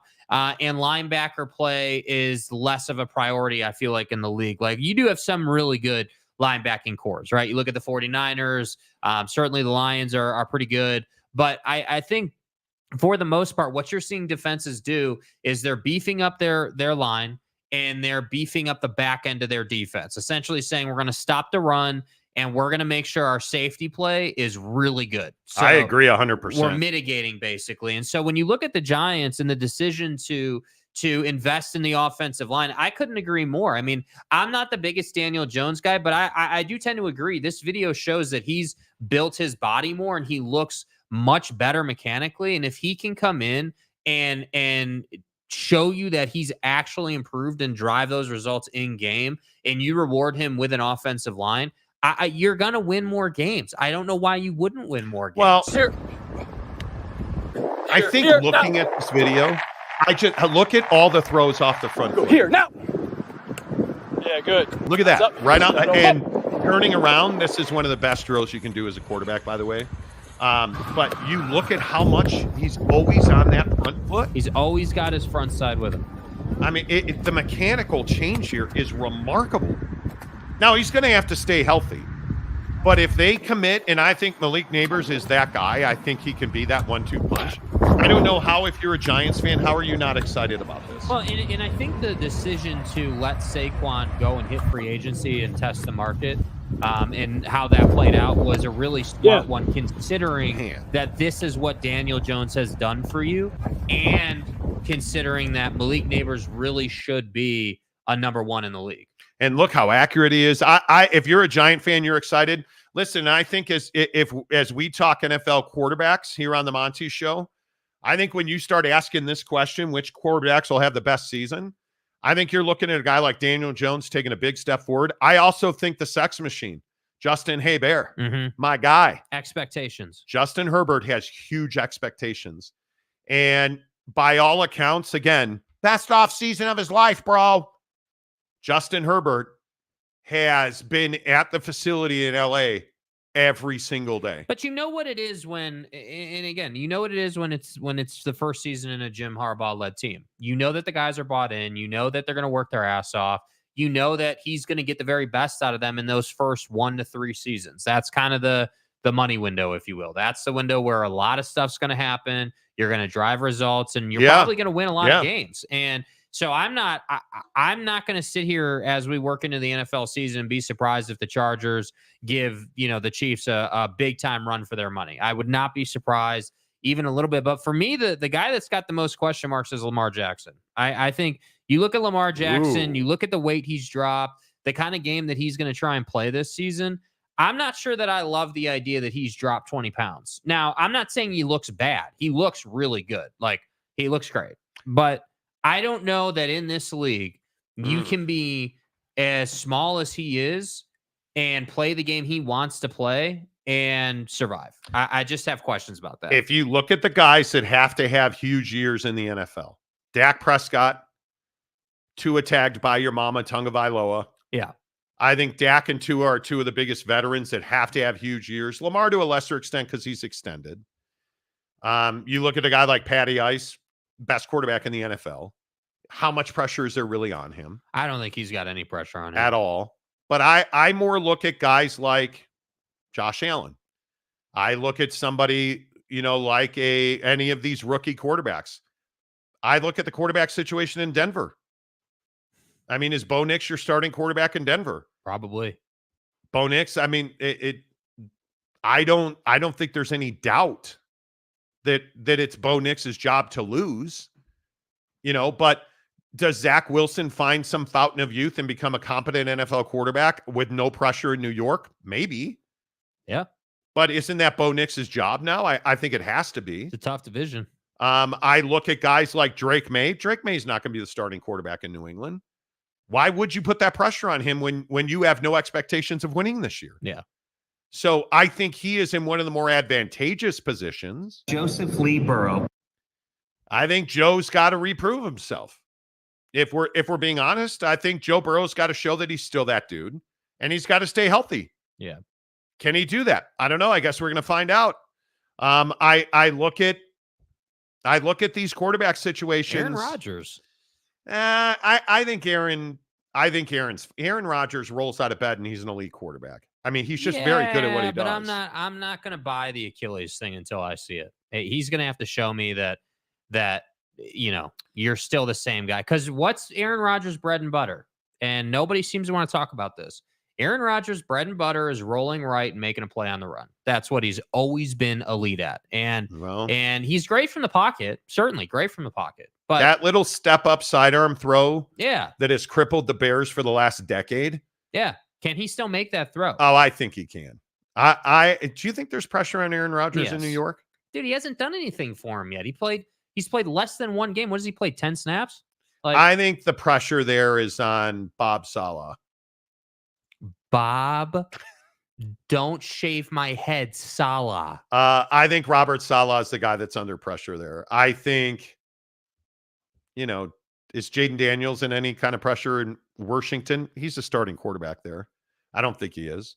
I'm telling you, if I look at these rookies, I think Free Harbaugh in Minnesota. Dude. I think Bo Nix in Denver. Free Harbaugh's got pressure. And I think Caleb Williams has a flip ton of pressure on him to be an elite quarterback in Chicago. Because if he fails in Chicago, man, look at Russ. What about Russ in Pittsburgh? That's what I was going to say, Russ. He's the starting quarterback there? Come on. Yeah, but I think if it goes sideways, the leash isn't very long. That's the problem. I think on his career, the leash isn't very long. Yeah. All right, let's see. Our latest donation. Justin Salas gives $5. It's down below there under the banner. Yeah, now you're going to make me take the banner down. Justin. The Monty Show for the kids donating to cover backpacks. Apparently, they cost more than my entire childhood.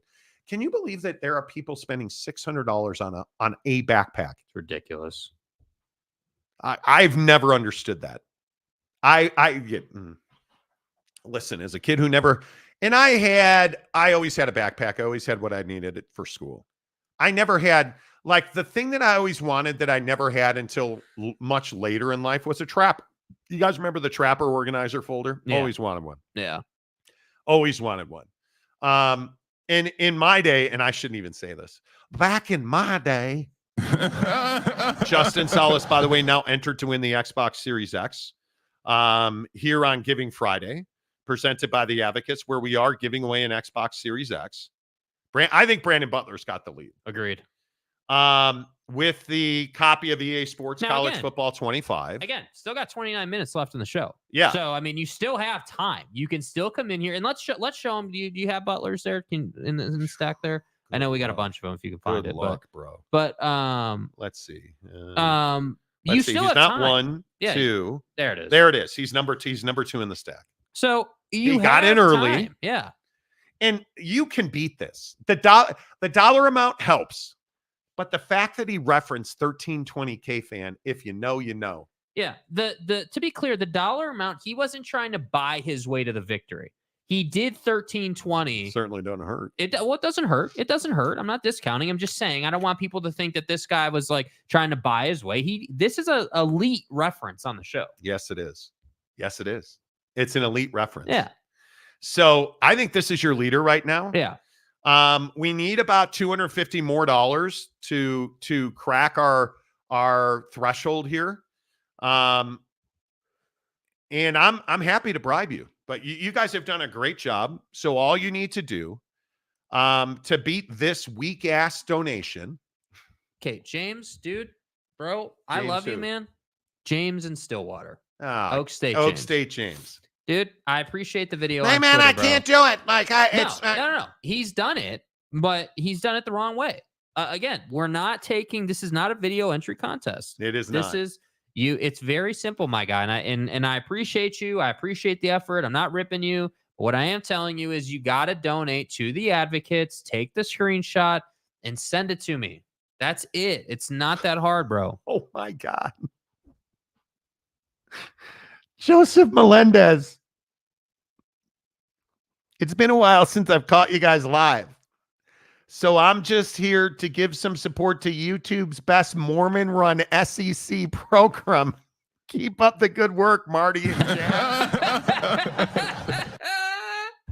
So well done, dude. Oh, So well done. that is Marty and Jack That is so well done, bro. on the Mormon run SEC program. Bro, I can't tell you how well done that is, dude. Oh my God. Oh, Maury Alvarez gifted 5 Monty Show memberships. Okay. I'm sleeping on the job. That was an hour ago. Maury, I apologize. Oh, we got another entry. I here. apologize. Noel Ramirez, Justin Jackson, Dev MC, Danny Hernandez, Brian Townsend, all of you picked up Monty Show memberships. Thanks to our friend Maury Alvarez, our great Floridian. Thank you. Sorry I missed you coming through Salt Lake as well. Oak State James, Money for the Kids, parody of me video on Twitter. Just sent the link. Need Amazon card, not Xbox. Need books. Yeah, sorry, brother. We can't do that. I appreciate you, but you got to donate to the Advocates, man. You got to donate to the Advocates on Venmo. We want that money to go direct to, because when you donate to us on YouTube, that there are fees and processing, and so it makes a difference to do it directly on Venmo. Let's see, who's this one now? It's processing. San Diego State Glenn. The San Diego State Glenn. Yes. Okay, I like it. San Diego State Glenn, on behalf of Aztec Nation, playing the pro rata long game and providing program chuckles since 2023, $50. Let's go. Let's go, Glenn. Appreciate you. So now, you guys, we need 2 people to donate $100. That's the ask. That's it. We're down to $200 to meet our daily goal. That's all we have to do. I appreciate you guys so much. I am not. It's some people are like, well, up the ante. I'm not up in the ante. We're giving away a $700. Okay. We stop everything. We've crossed our threshold. We have. We've crossed our threshold. Okay. And we may have a new winner. Let's see. $5 Monty Maury, Show that's School Maury Kids. I need Alvarez. to get this off the roller. Exactly Yeah, right. He actually I sent it to you. There's a picture of a roller from the gas station. There's a picture of a roller from the gas station. Yes. So I wanted to include that. No. Maury, no. Don't do it. And I believe that's a taquito. Wow. Okay, you say that we. So I'm sending it to you right now. Okay. Now, I got to give this dude credit before I say his name. Uh-huh. This dude is a daily guy every single day, contributes every single day. And even for him, this is a really elite contribution. Okay. Let's see what we get here. This is my boy. Well, hold on. Let me see if I can at least guess it. Corinthians 7:12, thou shalt not devour juicy bacavos. Jesus. Again with the bacavo out of you. It's not who you think it is. Who is it? It's OG Gary. Oh, wow. Bacavo.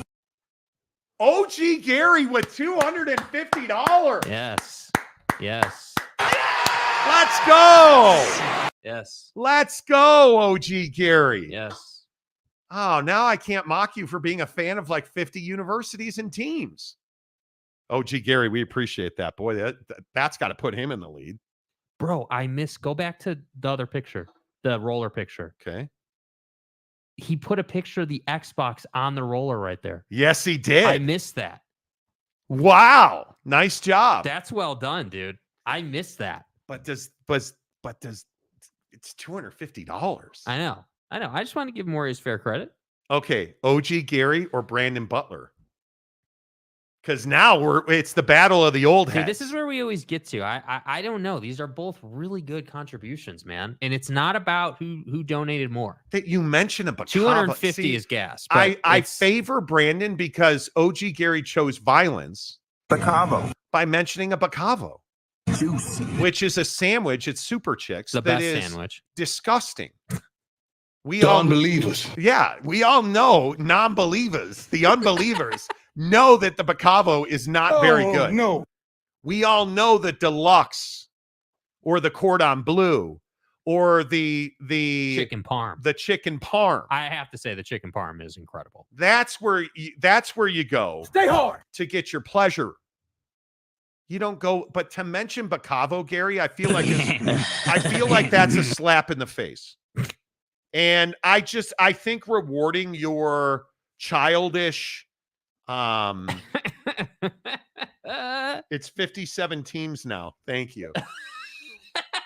OG Gary, I think rewarding your childish antics of mentioning the bacavo. Yeah. I Bacavo. Juicy. Where is my guy? Whose name I can't pull Lee up? Jensen. Lee Jensen. Bacavo. Yeah. It Bacavo. hurts.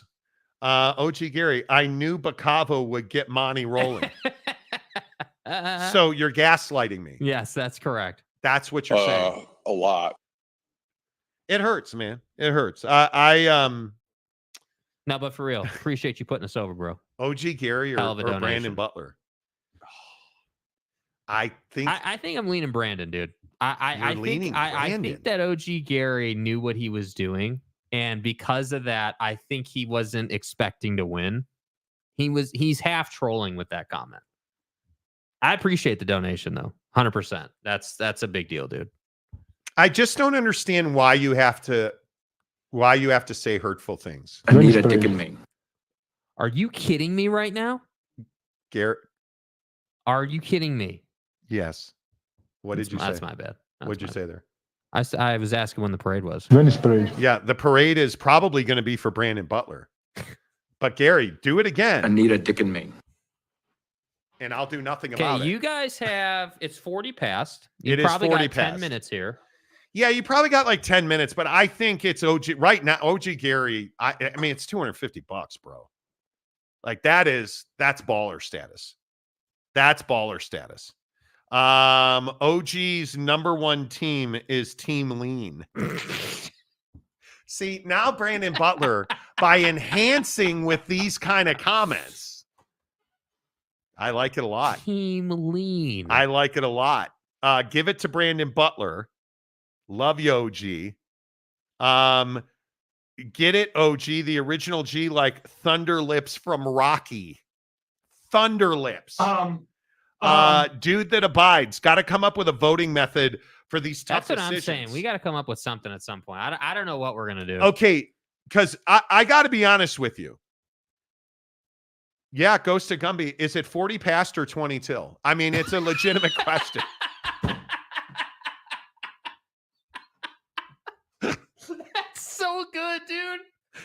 And then there's Phil Venzer. So good. I hate everybody right now. Excellent, Okay, Phil. Excellent. Okay. Dude. That hot weather's getting to you, the man. question, though, going back to 40 past or 20 till, is that on Arizona time or are we talking Utah time?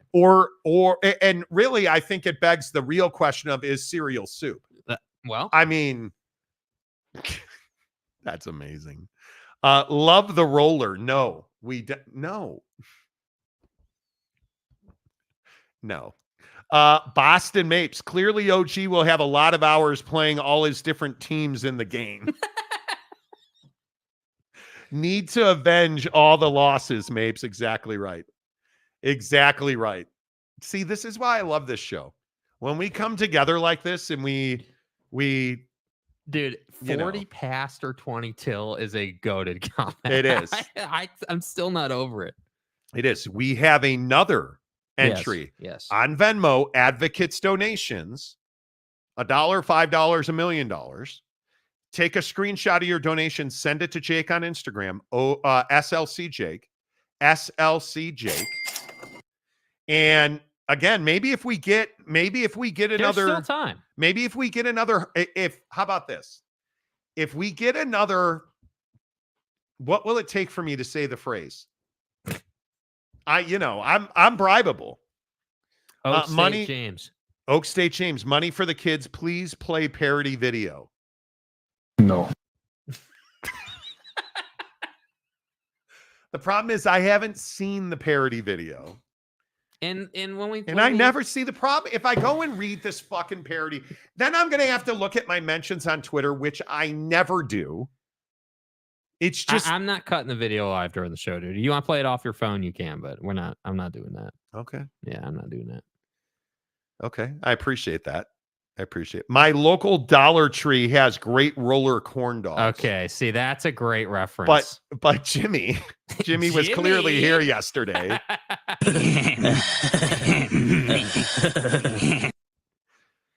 I mentioned this yesterday on the show, and people got pissed at me.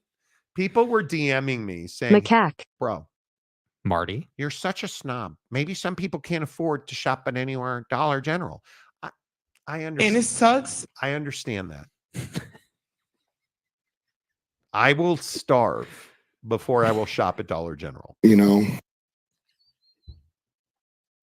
There are just certain things that are not worth living for, including I just shopping. try to stand strong.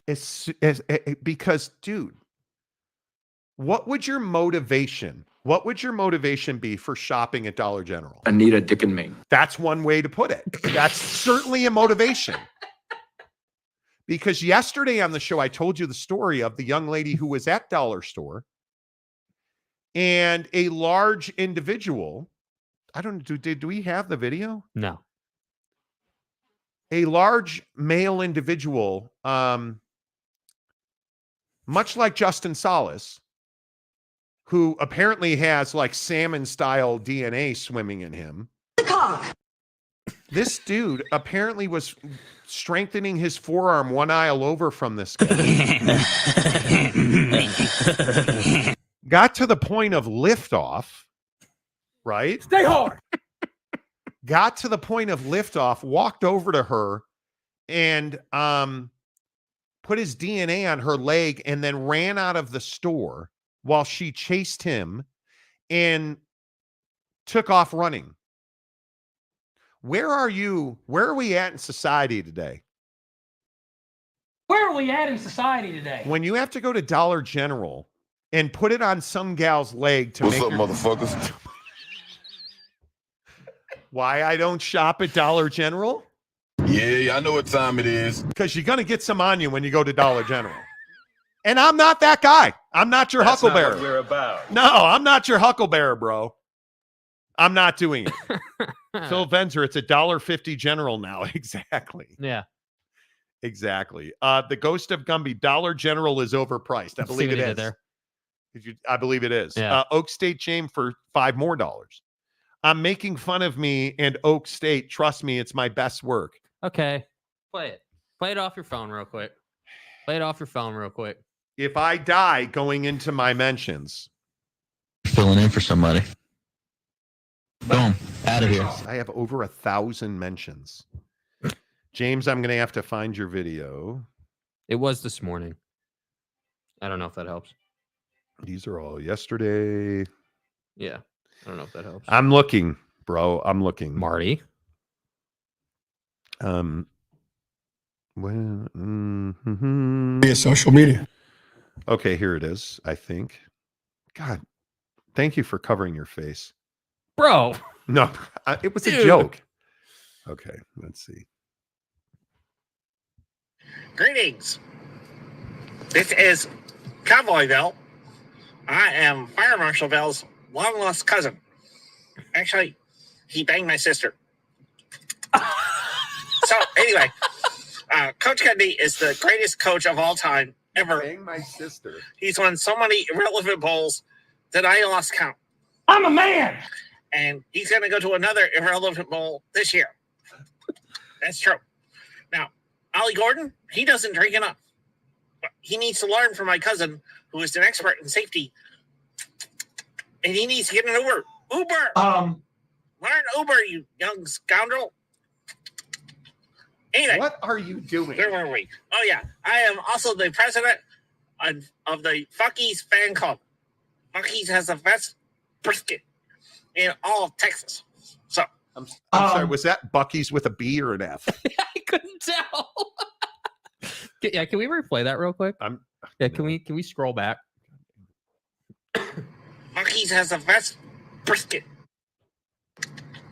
Anyway, where were we? Oh, yeah. I am also the president of the Fucky's fan club. See? Bucky's That's has an the F. best That's an F. Dude, in all that of was an Texas. F. You know. Anyway,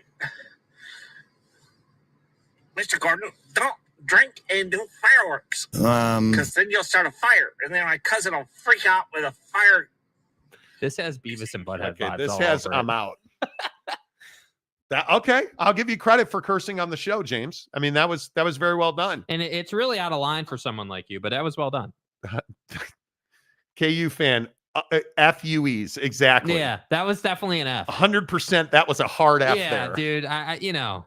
Jaron Eccles, good to see you. Jimmy Otson, this video just keeps going. And I stopped it halfway through. You know, Kaner, and we stopped at the Dollar Tree yesterday. No. I'm sure you did. That was a B, Bucky's. No, it wasn't. No, dude. That was an F. There's no question about it. That was an F. That was an F. We played it back 3 times. That was an F. Let's see. Let's see if I can find it again. Yeah, that's it. Bro, that's an F. Scoundrel.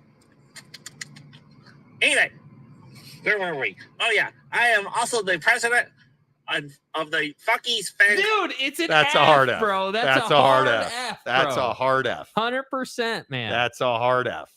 They know no reset. doubt, no doubt about it. No doubt about it. Oak State James, appreciate your contribution appreciate you, to bro. the show. All right, so are we announcing a winner? Well, who's the winner? Who are we going with here? I was trying to sound like Fire Marshal Bill. You failed. I don't know who Fire Marshal is. Sorry. I'm an asshole. I admit it. God. Is that a bad Bugs Bunny impression? That's exactly what I was thinking, Pootie. That's a bad Bugs Bunny reference. You know. I just got a DM from Maury that simply says wait. That says wait. Just literally the word wait. Okay. You got 5 minutes, Maury. Please never play another of his videos.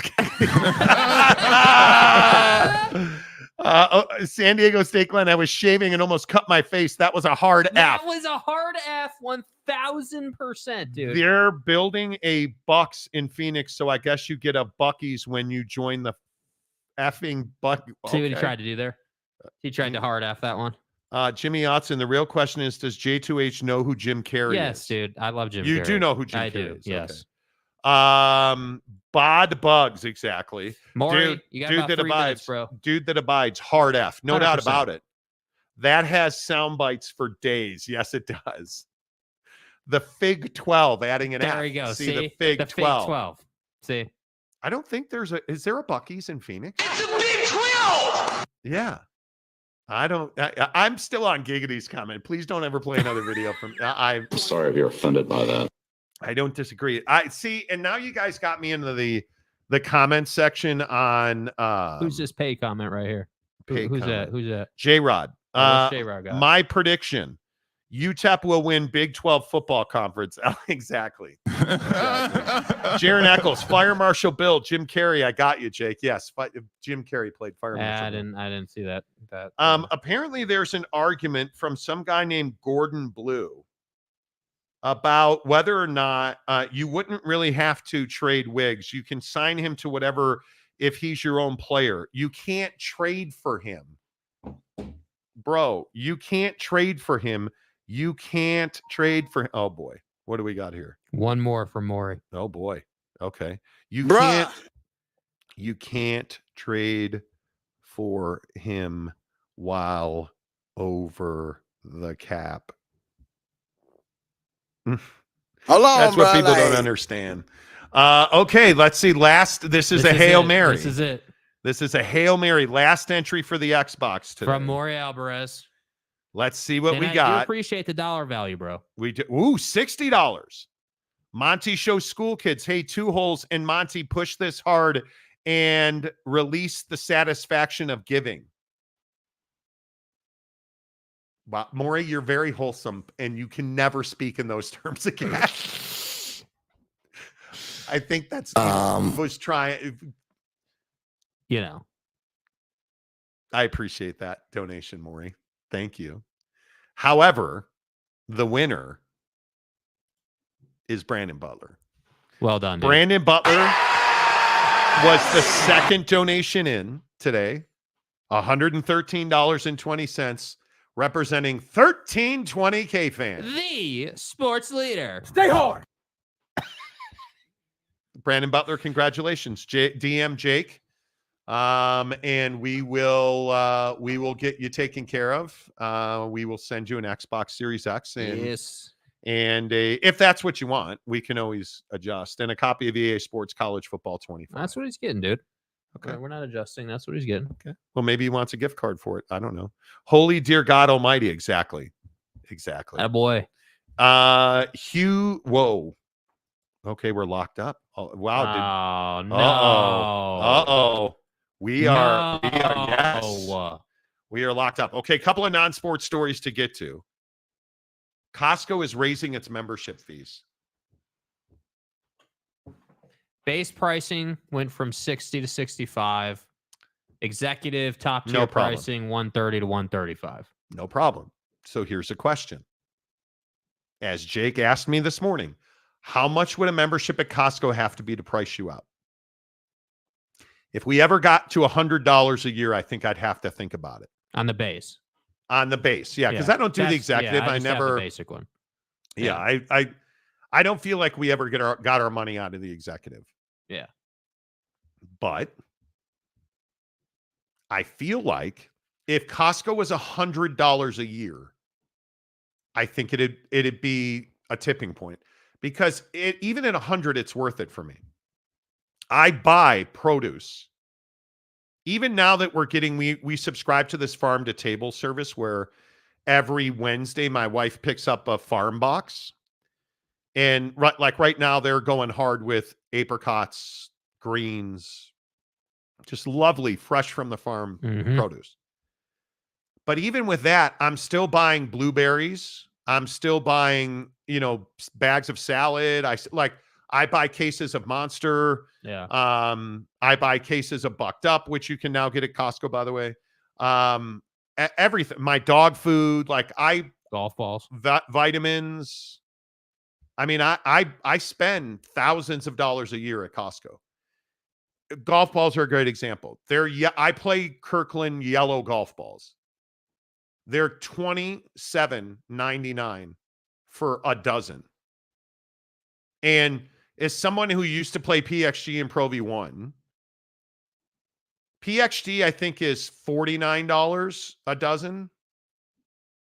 And I think Pro V1 is $54.99 for a dozen golf balls. I said a dozen golf balls are $54.99. At Costco, I get 24 golf balls for $27.99. And they go, I know you're going to say, you're full of shit, Monty. I'm not. I hit the Kirkland ball further than the Pro V1. I'm telling you, call me crazy. I hit the Kirkland ball further than I hit the Pro V1. So I'm spending half the money getting twice the balls, and trust me, you need it. So that alone is worth it to me. Yeah. And granted, now I'm a better player. I'm probably going through, I don't go through nearly as many golf balls as I used to. But 2 boxes the last couple weeks now. A couple of weeks. Yeah. 2 boxes of golf balls will last me a month. Yeah. And it depends on where I play and how my driver is. When my driver's bad, dude, my driver's horrendous. Yeah. Don't get me started. But the point is, yeah, I'm not buying nearly as many golf balls as I used to. Yeah. So the thing with Costco is that, so they say that it's going to affect the price increase affects about 52 million Americans, they say. So that's why Costco is able to only raise it $5, and it makes a huge difference because they have so many people that shop with them. So, I don't know. It doesn't bother me that much. $5 is meaningless, honestly. Like if they bumped it like $50, then we'd have a problem. Or like $20, then we'd have a problem. But, and see, I'm with Jaron Eccles, who's been a member of the show for 18 months. If the basic Costco was $150, I'm out. I save so much money through the year just from eating at the food court alone instead of fast food. That and think about if you buy one set of tires. If you if you have a family, $150 a year is worth it because everything from burgers, frozen vegetables, frozen meats, steaks, ground beef, ground turkey, chips, Ziploc bags, diapers, butt wipes, their milk, bakery, eggs, their bakery. Yeah, like you just saved an incredible amount of money. A lot of people, I haven't gotten to a point where I needed to, but a lot of people get like oil there. They get, like all kinds of housing stuff there. Like, obviously they just have so many things. Yep. Vitamins.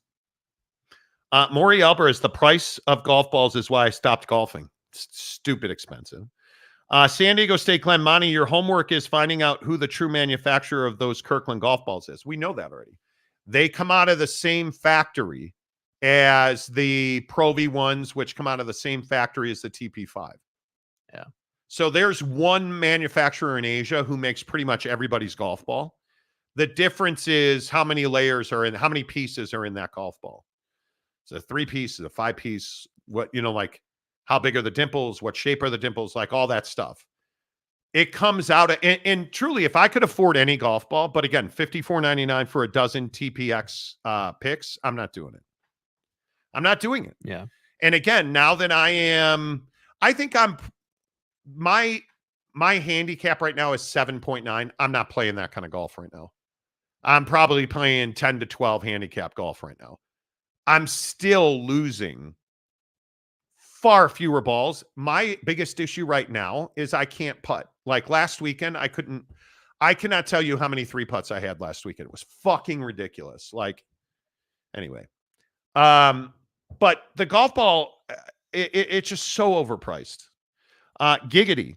I'm not giving up my Costco pies no matter the cost of the membership, dude. The apple pie. No, we had cherry pie over the 4th of July. I love. I'm not a cherry pie guy. At all. You're not. No. You're not. Their apple pies goated. I can do pumpkin. I love apple, but cherry was a bit much. Maury says I have problems with Costco raising prices. They're already more expensive than Sam. What's BJ's? I've never heard of BJ's. I don't know what BJ's is. Sam's Club just doesn't feel comfortable to me. Sam's Club has just never felt comfortable to me. So, the Ghost of Gumby, Costco pies. Oh, dude. You've never had a Costco apple pie? Bro.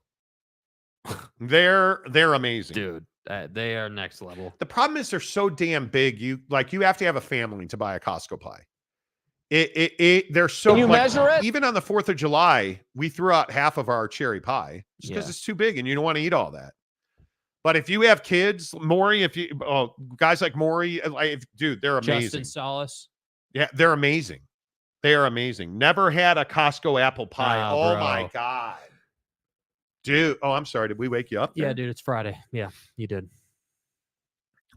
Yeah, I don't run from it, bro. It's Friday. I'm tired. I don't run from it. Who are you, Sleepy Joe Biden? Yeah, dude.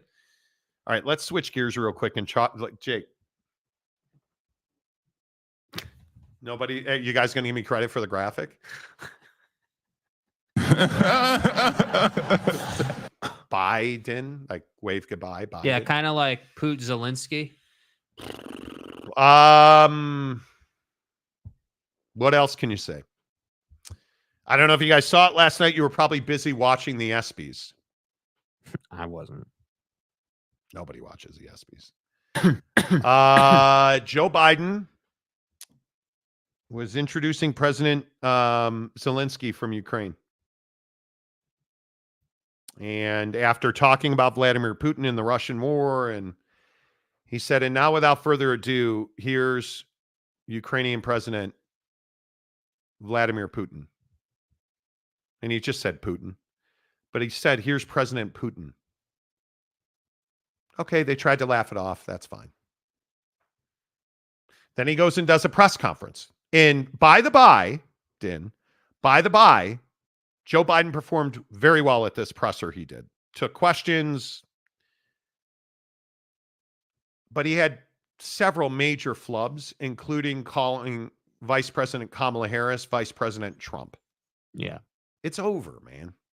It's over. And this isn't this is the problem. We had this run-in in the members-only chat last night again. You can't talk about politics because people lose their shit. This isn't a Trump versus Biden thing. Joe Biden can't be the president of the United States once we get to January. It's over. He's not fit. Regardless of what you think Joe Biden's done, and I do think he's done some very good things. Regardless of what you think he's done or not done, Joe Biden is no longer capable on a perception level alone. He's no longer capable of being the president. And every time he gets an opportunity to speak, he proves that. And we can sit here now and we can debate this. We are, and I think no matter who wins, Biden or Trump, it doesn't matter. We're damaged as a country. Yeah. I think the European leadership, the NATO leadership spoke loud and clear last night. They don't trust America anymore. We're no longer a world power. We're no longer the hey, we need some guidance on this. Let's call the president of the United States. Hey, we need, or we want, or they're not doing that anymore. And I think we're seeing across the globe a political revolution. We're seeing that people don't want to be governed by dictatorships anymore. And yet we are like, one of the things that really was talked about a lot yesterday was that Donald Trump at his resort at Mar-a-Lago met with a dictator yesterday. And it's tough because I think we're in a position now where it doesn't matter who gets elected, Biden or Trump, we're fucked. I just don't think that on a national and international stage, the United States curries the favor and respect that it once did. And I'm not sure what gets that back, because you can pick the replacement. You can pick the replacement for Joe Biden. Is there a replacement for Joe Biden that earns us international respect? Not right now. I don't think that you're going to get that respect back right now. I don't think you are. I think we need to be careful saying we're not a world power. They may not look at us as the country where they want advice from, but make no mistake about it, we are a world power. And we don't curry, I agree, the favor, the respect. They may not want to talk to us about strategics, or they may not view us the same way they once did. And they won't view us that same way until we have a leader in the White House who is competent and is capable and is responsible and is, because I don't care if you're the most ardent Trump supporter. There's no getting around the fact the guy is a firecracker and he is unpredictable and dangerous. And that for our country is not a good thing. And I think that what we don't want to talk about as Americans is that we got to find that next wave of politician. We have to find and it's like we talked about earlier this week, or might have been last week. It's in the governor pool. There are candidates in the governor pool that would be phenomenal.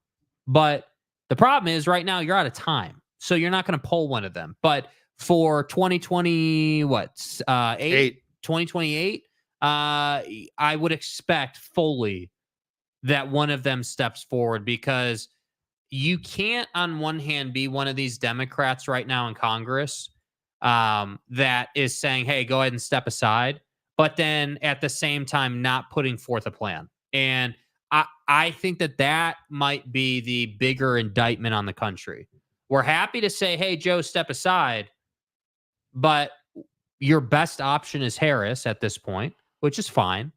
But the long-term play for both parties has to get better. Yeah. It just has to. Yeah, and it's rough. And I see, like James every single day says, put RFK Jr. in. RFK Jr. as the third-party candidate, he has failed to gain in the polls. And not that it matters. Third-party candidate polling is meaningless when you have months to go. But let's say that RFK Jr. is the candidate and he's running for president, what is his opponent going to do? There's only one thing he has to do. Mm-hmm. Play the videos of RFK Jr. running out anti-Jewish and anti-Asian rhetoric. It's over. Not to mention, he cannot speak clearly. Like, the guy's unelectable. It's what we need now is prudent leadership. What we need now, let's focus on old man Biden. He's got to step down. Yeah. And I don't see how again, I said this last week, maybe I'll be wrong again. I don't see how he makes it through the weekend. And the mounting number of reps and senators who are like, nah, we're out. I mean, what are we at 20 something now? Yeah, I think it was 14 on Tuesday, and I think we're close to 20 now. The George Clooney, the fundraising people that are pulling their finances, it came out yesterday that Barack Obama got a phone call ahead of the op-ed that George Clooney published. Got a heads up that he was going to pull his funding and did not try to stop him. Now, Barack Obama is never going to come out and say Joe Biden's too old, he's got to pull out. They're too close. But there's no question that Barack Obama, when somebody like Nancy Pelosi is working behind the scenes to get Joe Biden to drop out of the race, it's over. Dude. Yeah. It's over. When the old heads that have run this country for far too long are lobbying Joe Biden to drop, it's over. Yeah. You cannot think that and maybe this is the conversation that I feel like has been kind of on the back burner with this whole thing, about how Joe Biden's closest peers, his team, his folks that guide him, have let him down time and time again. And this is just another example of that. Do you understand how powerful it would be if Joe Biden were to come out and give a speech? Maybe it's an address the nation thing or whatever, however they would do it. But if he came out and said, hey, I feel a responsibility to honor the requests of my peers. I value their opinion. I'm going to go ahead and step down and drop out of the race, and this is who I'm going to endorse as my replacement. I think what you will see is at some point this weekend, this is a guess, Joe Biden will drop out of the race. All of the Democratic support will swing behind Kamala Harris. Yeah. They will likely go to the convention.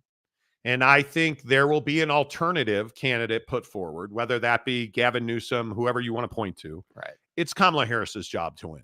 She's polling ahead of Donald Trump now by 6 points. I think yesterday was the Pew poll.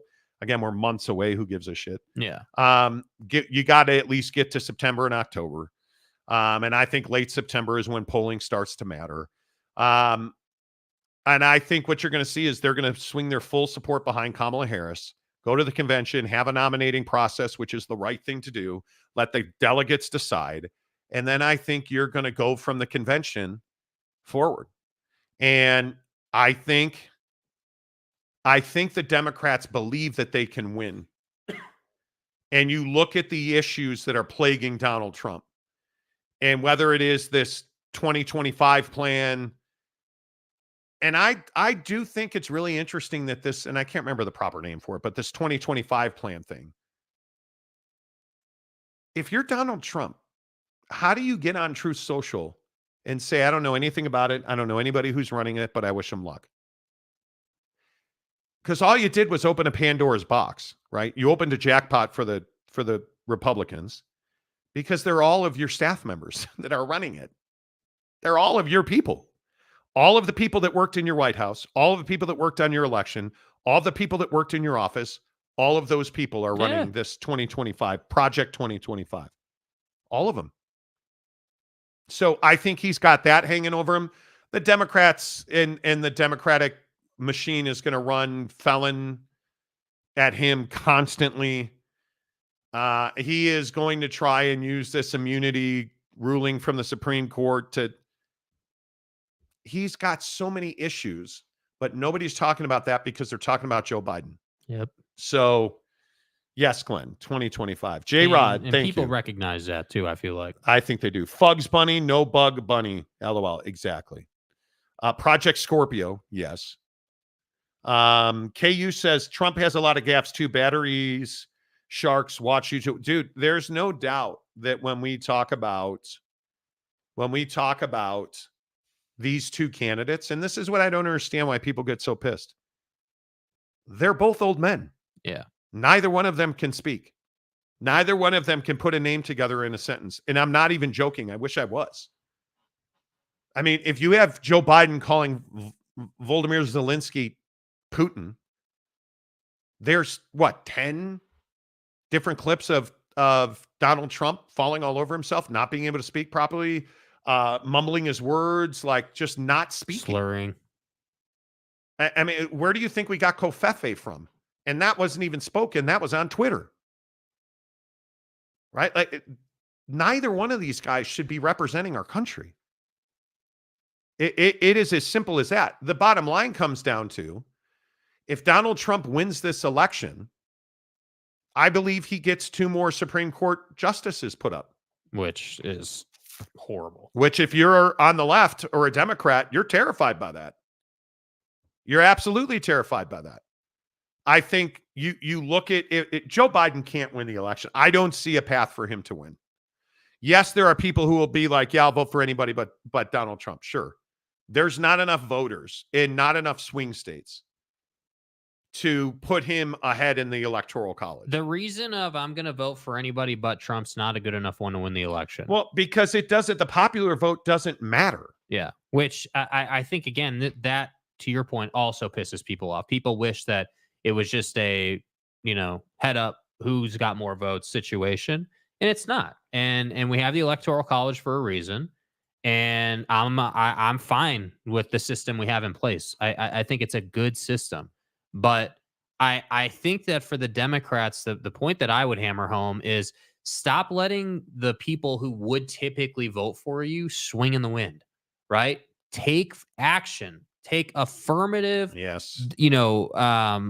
direct action and put a plan responsible together. Action. Yeah, like take direction, set a heading. Hey, Joe, I'm telling you, and I hope it doesn't go much past the weekend, but we've got to get movement on this. The Monty Show, as always, presented by the Advocates. You guys are unbelievable. Great job today. Great job today. Thank you for donating to the Advocates. I don't think we'll ever work another Friday. Can't promise it. You're welcome, by the way. Congratulations to Brandon Butler for winning the Xbox Series X and the College Football 25. Thank you. It's very humbling to be here with you guys every day. Thank you for watching. Thanks for participating. Until Monday, say goodbye, Jake. Goodbye, Jake.